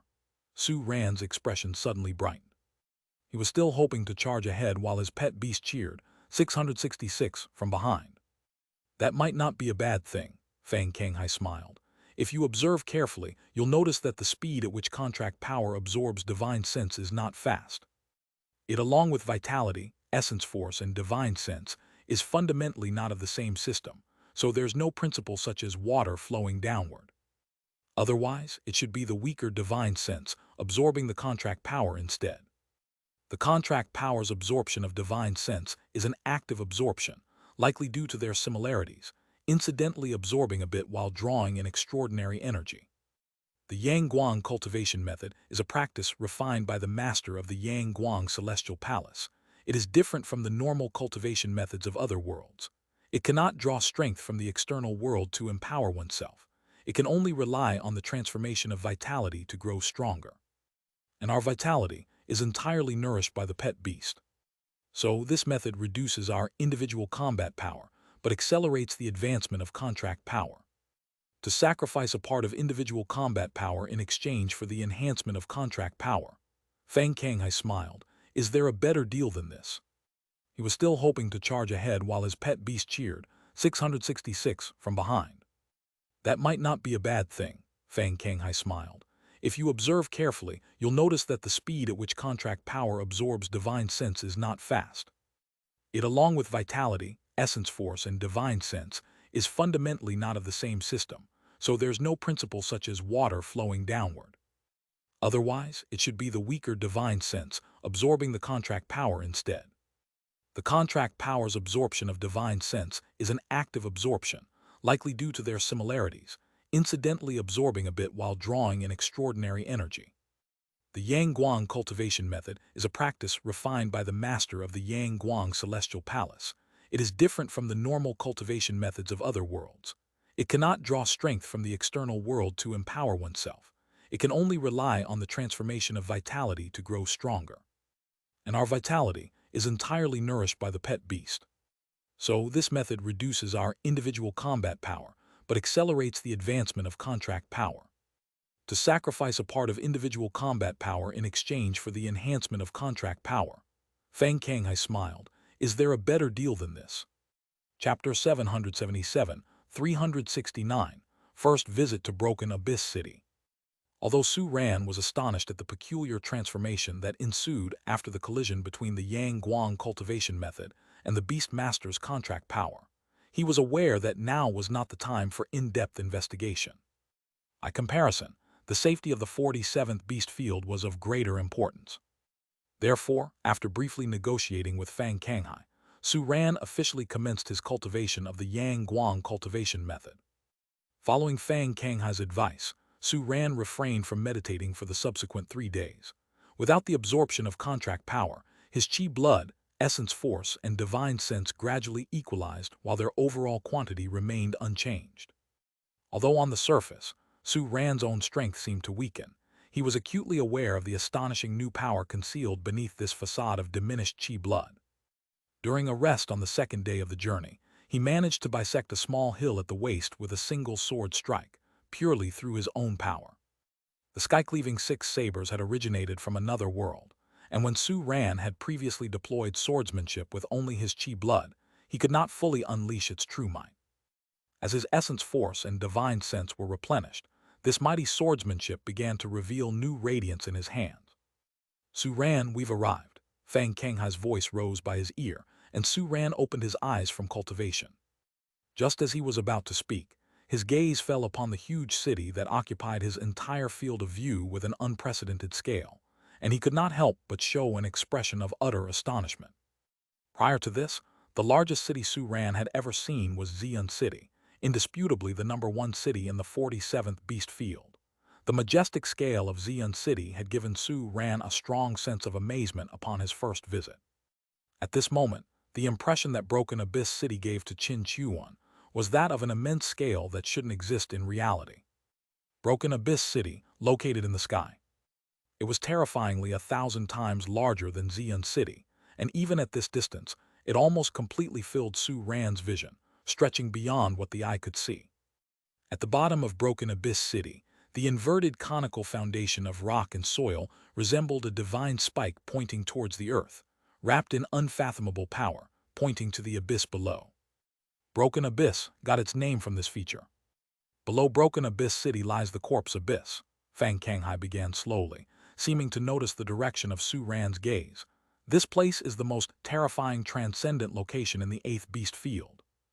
Unlike other transcendent domains, the Corpse Abyss was formed during a battle with transcendent beings several hundred years ago. In that battle, both sides lost a total of 7 saint spirits. All 7 saint spirits fell on the battlefield, their immense saint spirit powers mingling with their mutual animosity towards each other.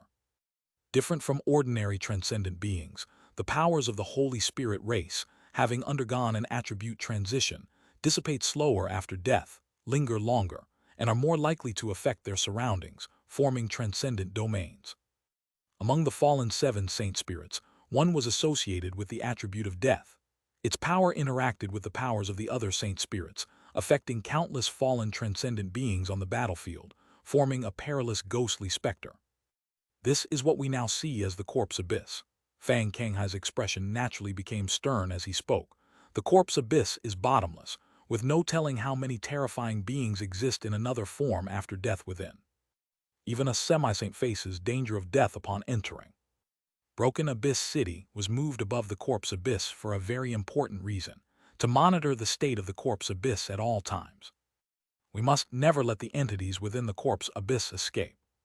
So that's how it is, Qin Chuan displayed an enlightened expression.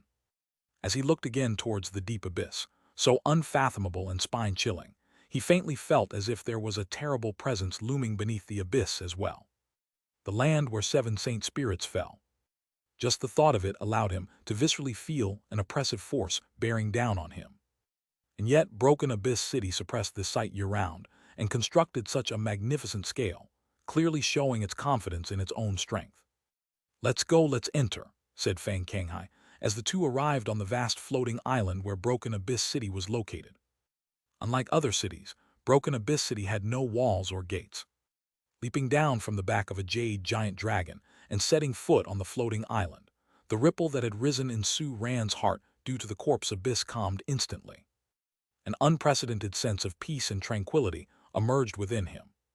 A barely discernible layer of light on the periphery of the floating island completely isolated the breath of the corpse abyss, and the only sensations to greet him were the somewhat sweet and refreshing air and the warm, gentle breeze. Quite magical, isn't it? Observing Su Ran's increasingly astonished expression, Fang Kanghai smiled indifferently, seemingly forgetting how he was no different from Su Ran upon his first visit to Broken Abyss City. Broken Abyss City is the capital of the Shining Holy Kingdom. Within the territory of the Shining Holy Kingdom, this is the ultimate sanctuary. If something were to go wrong in Broken Abyss City, then the entire Shining Holy Kingdom wouldn't be far from destruction.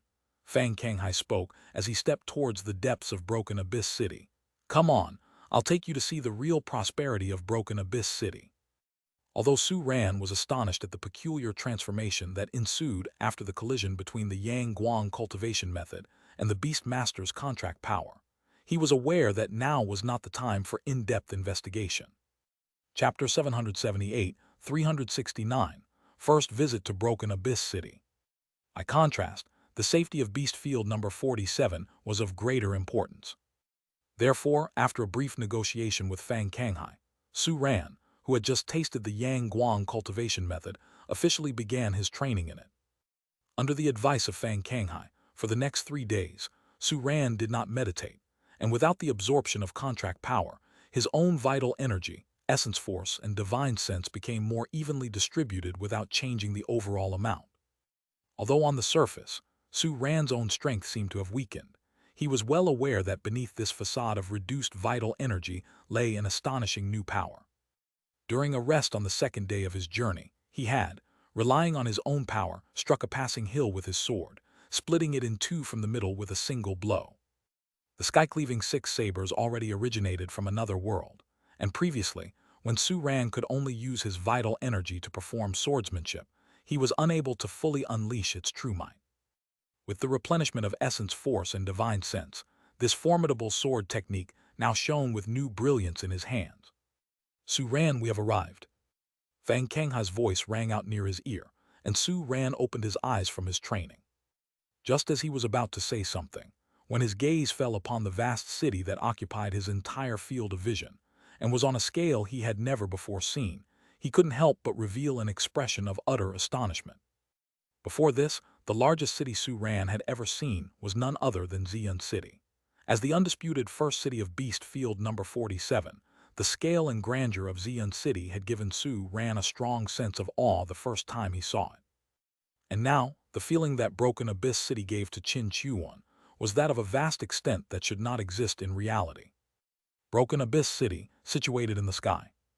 It was 1,000 times larger than Xi'an City in terrifying scale, and even from a significant distance, it almost completely occupied Su Ran's field of vision, stretching beyond where the eye could see.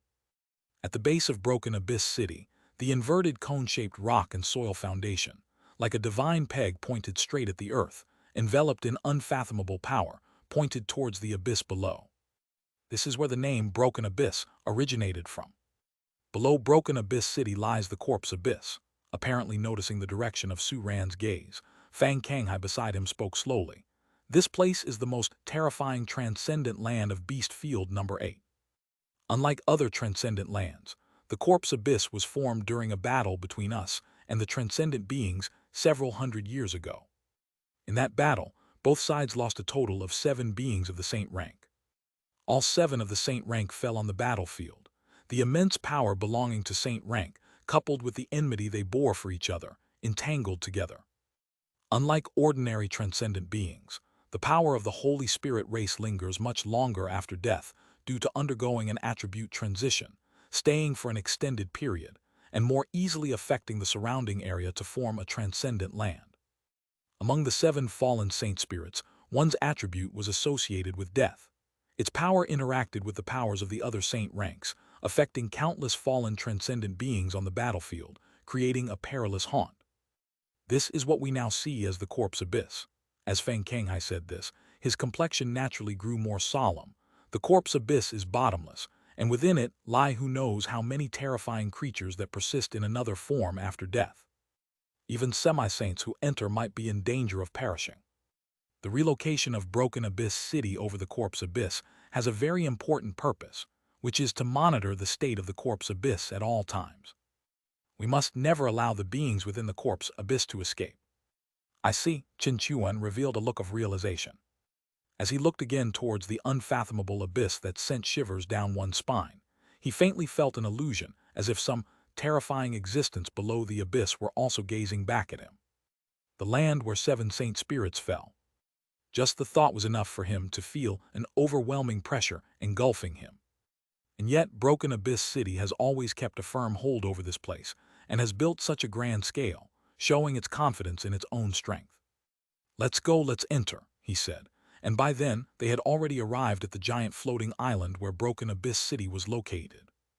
Unlike other cities, Broken Abyss City had no walls or gates. Leaping down from the back of the jade-colored giant dragon and stepping onto the floating island, the turmoil in Su Ran's heart caused by Corpse Abyss instantly settled. A sense of unprecedented peace and tranquility emerged within him. An indistinct layer of light around the floating island completely sealed off the aura of Corpse Abyss, and all that approached was air carrying a hint of sweetness and a gentle, warm breeze. "It's quite magical, isn't it?"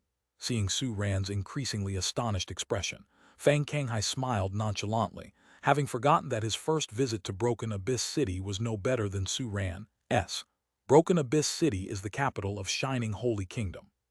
Within the borders of Shining Holy Kingdom, this is the ultimate sanctuary, Fang Kanghai said, and stepped towards the depths of Broken Abyss City. "Let's go, I'll take you to see the true splendor of Broken Abyss City." Although surprised at the peculiar changes brought about by the encounter between the Yang Guang cultivation method and the Beast Master's contract power, Su Ran knew that now was not the time to delve into it. By comparison, the safety of Beast Field number 47 was more important. Therefore, after brief negotiations with Fang Kanghai, Su Ran, who had just sampled the Yang Guang cultivation method, officially began his training in it.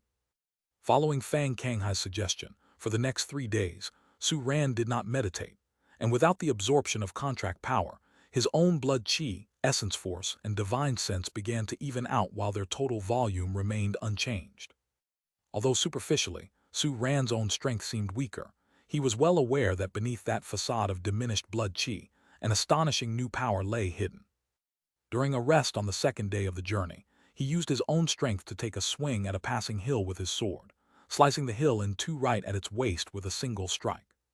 The sky-cleaving 6 sabers, originating from another world, could not fully exert its true power when Su Ran previously wielded swordsmanship with only blood chi. With the replenishment of essence force and divine sense, this powerful swordsmanship now revealed a new brilliance in his hands.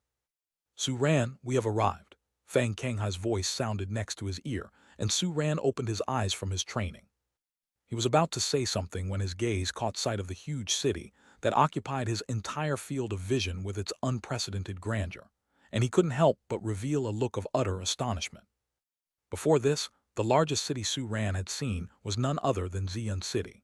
As the undisputed first city of Beast Field number 47, the first time Su Ran beheld the grandeur and spectacle of Xi'an City, he felt a strong wave of awe.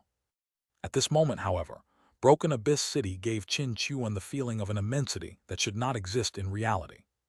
Broken Abyss City, located in the sky. With a size 1,000 times more terrifying than that of Xi'an City, even at a considerable distance, it almost completely dominated Su Ran's field of vision, endless at a glance. At the bottom of Broken Abyss City, the inverted conical foundation of rock and soil looked like a divine nail pointing straight at the earth, encapsulating an unfathomable power directed toward the abyss below. The name Broken Abyss stems from this. Beneath Broken Abyss City lies Corpse Abyss, Fang Kanghai said, noticing the direction of Su Ran's gaze. This is the most terrifying transcendent site in Beast Field number 8. Unlike other transcendent sites, Corpse Abyss was formed in a battle with transcendent beings hundreds of years ago. In that battle, both enemies and allies lost 7 of the saint rank. Fang Kanghai continued. All 7 saint rank perished on the battlefield, and the immense power belonging to the saint rank, along with the hatred they harbored for each other before their demise, became intertwined. Unlike ordinary transcendent beings, the power of the Holy Spirit race, having gone through an attribute transition, disperses more slowly upon their fall, lingers longer, and is more likely to influence its surroundings to form a transcendent site. Chapter 779, 370, Between the Saint Spirits. Staring at Star and 12 struggling to gather all their evolution materials, a look of envy emerged on Firefly's face. Among the 5 small ones that had completed their contracts, it was the only one that hadn't obtained an evolution path to the Emperor species and could only hope for the next evolution. Thinking of this, Firefly subconsciously raised its bare paw and gently touched the bright group it had been holding in its arms. The bright group blinked its monochromatic eyes as the light it emitted shimmered for a moment. 1 man, 5 pet beasts, and a group were chatting idly, blissfully unaware that their unique attire and the distinctive characteristics of their pet beast species had already caught the attention of other beast masters in the association. In the middle of the hall, a youth around 16 or 17 years old, leaning against a column with sharp brows, fixed his gaze on Star beside Su Ran, his eyes lighting up without him realizing it. Such a majestic horse-type pet beast, he wanted to own one. Without much hesitation, he stood up straight and strode toward Su Ran. As he moved, 2 figures that followed him like servants also started moving. "Hey, what species is this pet beast? What did it evolve from?" The young man walked up to Su Ran, pointed at Star, and inquired. Su Ran turned to look at the youth upon hearing this. This handsome youth was dressed in attire that was meticulously lavish, subtly luxurious, yet with a touch of artisan work. Coupled with the 2 servants trailing behind him, Su Ran instantly recognized that the young man's identity was no simple matter.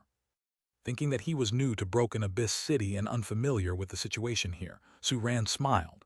Its species is a star god horse, evolved from a night colt. Star god horse, night colt. The youth furrowed his brows slightly, then turned to one of the servants. "Have you heard of it?" The servant didn't speak, merely shaking his head. "Forget it." Dissatisfied at not getting the answer he wanted from the servant, the youth turned back to Su Ran. "You must be from out of town, right? Tell me, in which city was this night colt bred as a pet beast?" Now Su Ran completely understood what the young man meant. The youth seemed to want a pet beast just like Star. Unfortunately, Star's birth was very unique, and it was unlikely that there would be a second beast of the same species. With this in mind, Su Ran shook his head and smiled. "It's not that I don't want to tell you, but my pet beast's origin is pretty special. There probably aren't any more of its kind." "What's so special about it? Tell me." The youth was persistent and demanded, "No matter how special the origin, I can have someone figure out a way to replicate it." Su Ran remained silent, simply shaking his head. He didn't want to continue this topic, as their acquaintance was shallow. His lack of cooperation made the young man's expression darken. "You probably don't know who I am, do you? From the beginning till now, you haven't introduced yourself." Su Ran's eyes narrowed slightly, sensing a hint of danger from the two servants behind the youth, and his tone of voice cooled down. "Then let me inform you of my identity now," the youth said coldly. "My name is—" "Ake, what are you doing?"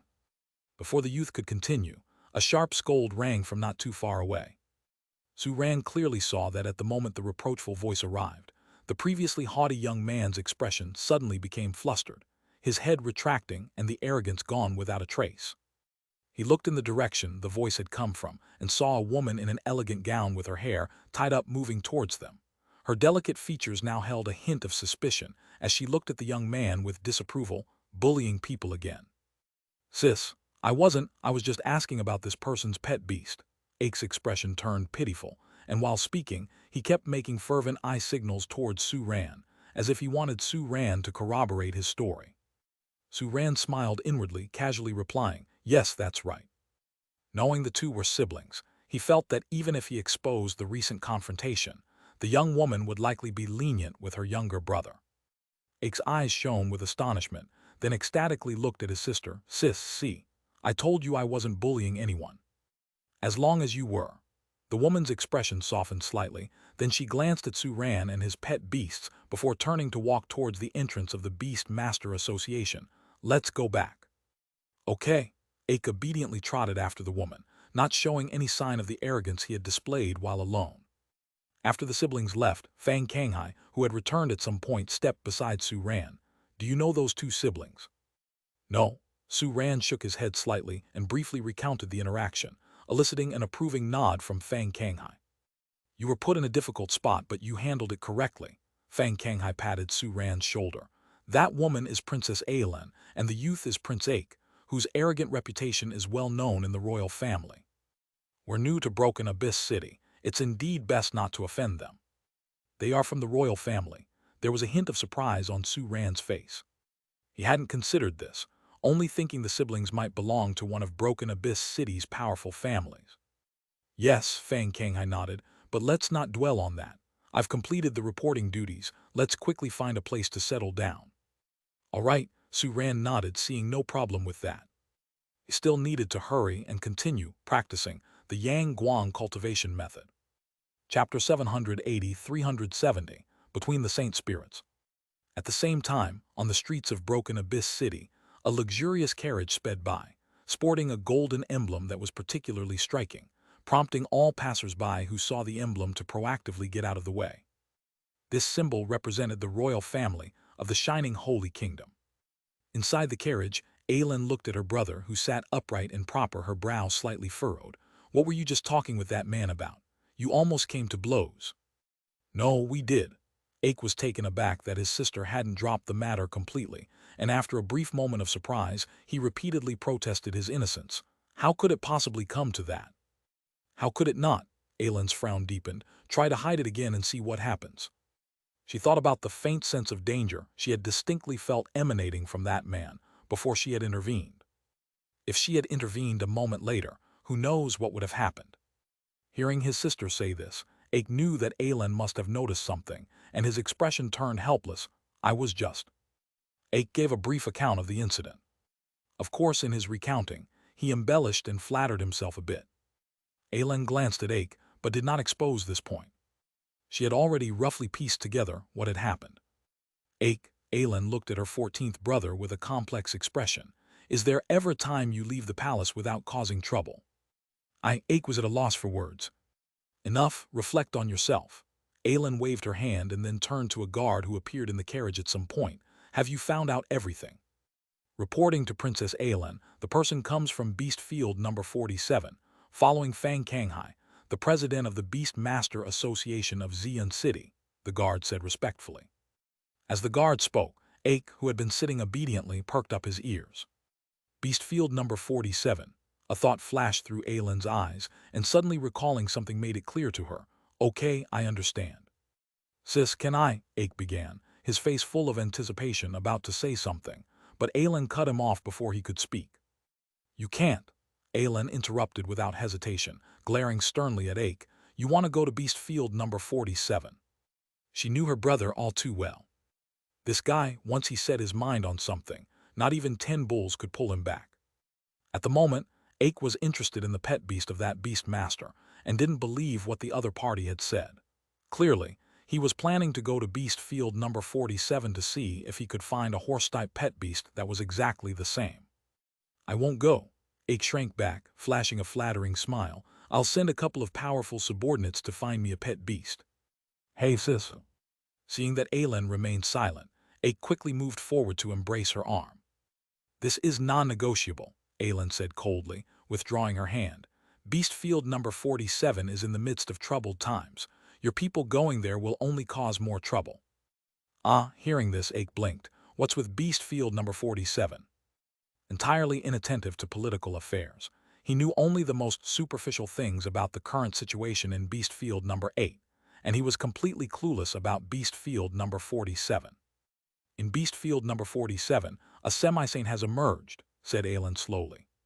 Doesn't that mean beast field number 47 is finished? Ake exclaimed in shock, quickly responding. Shouldn't we send an epic-level beast master to help or something? Help with what? To kill that semi-saint, Ake said as if it were obvious. Otherwise, won't the humans in beast field number 47 be wiped out? You truly don't care about the situation at all, Aylin said with a look of disbelief.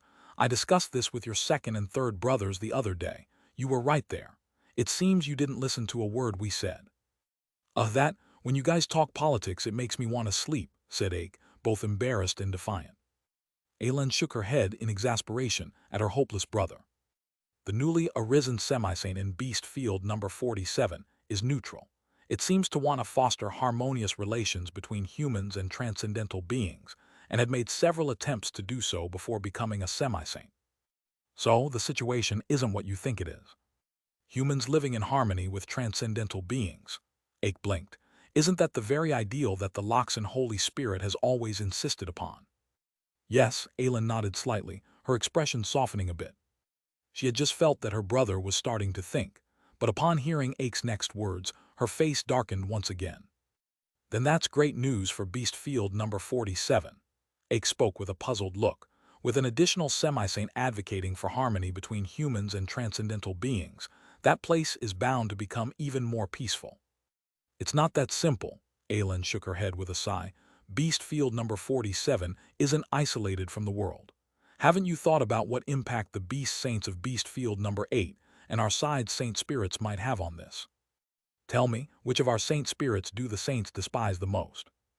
Ake blinked. The Loxan Holy Spirit. Correct, Aylin spoke solemnly. Although the Loxan Holy Spirit advocates for harmony between humans and transcendental beings, its methods are quite aggressive and not very meticulous. Among all the saint spirits, it is the only one that repeatedly attacks powerless transcendental beings without regard for its reputation. Several minor transcendental species within the beast field who hold extreme hatred for humans have been annihilated by the Loxan Holy Spirit. And for this reason, the Loxan Holy Spirit is the most disliked by the saints of the beast field, and even a few beast saints who are somewhat favorable towards humans express extreme dissatisfaction when it comes to the Loxan Holy Spirit. At this point, Aylin's expression carried a hint of helplessness. Admittedly, although the Loxan Holy Spirit's style and methods are particularly forceful, its actions have indeed brought significant deterrence to beast field number 8. At least now, there are few species in the beast field daring to openly claim they want to exterminate humans. That semi-saint from beast field number 47 is facing scrutiny because its views are very close to those of the Loxan Holy Spirit, which has caught the attention of the saints of the beast field. Aylin returned to the main topic. They fear the emergence of a second Loxan Holy Spirit. So, they've decided to send several semi-saints to descend upon beast field number 47, and even if they don't kill the other party, they want to bring it back to beast field number 8 to keep an eye on it directly. That semi-saint from beast field number 47 is really wronged. Ake couldn't help gritting his teeth. It did nothing, yet it's being targeted because of the Loxan Holy Spirit. Wronged? Aylin's eyes took on a strange look. Not necessarily. A few days ago, the emissaries sent by the saints of the beast field were slain by that being. That mysterious semi-saint, its personality does have some similarities to the Loxan Holy Spirit. Ake's mouth twitched slightly. The emissaries were killed. I'm starting to understand why my sister said that beast field number 47 is in troubled times. Ake shook his head with resignation. All right, then I won't send people over. But there is one thing I still don't understand. He looked puzzled. Aren't we going to send help? We can't help, Aylin's eyes dimmed. You should know where the Loxen Holy Spirit is right now. It should be at the eastern battlefield, right? Ake thought for a moment and then answered. It's being tied down by several beast saints. Yes, Aylin turned her head, looking in a certain direction through the thick curtain of the carriage. Those who detest the Loxen Holy Spirit aren't limited to just the saints within Beast Field number 8. Among our human saint spirits, there are quite a few who don't want to see the emergence of a second Loxen Holy Spirit. Sister, you mean? Ake's eyes widened about to say something, but he was stopped by Aylin's stern gaze. We can't help, Aylin's eyes dimmed. You should know where the Loxen Holy Spirit is right now. It should be at the eastern battlefield, right? Ake thought for a moment and answered. It's being tied down by several beast saints. Yes, Aylin turned her head, looking in a certain direction through the thick curtain of the carriage. Those who detest the Loxen Holy Spirit aren't limited to just the saints within Beast Field number 8. Among our human saint spirits, there are quite a few who don't want to see the emergence of a second Loxen Holy Spirit. Sister, you mean? Ake's eyes widened about to say something, but he was stopped by Aylin's stern gaze.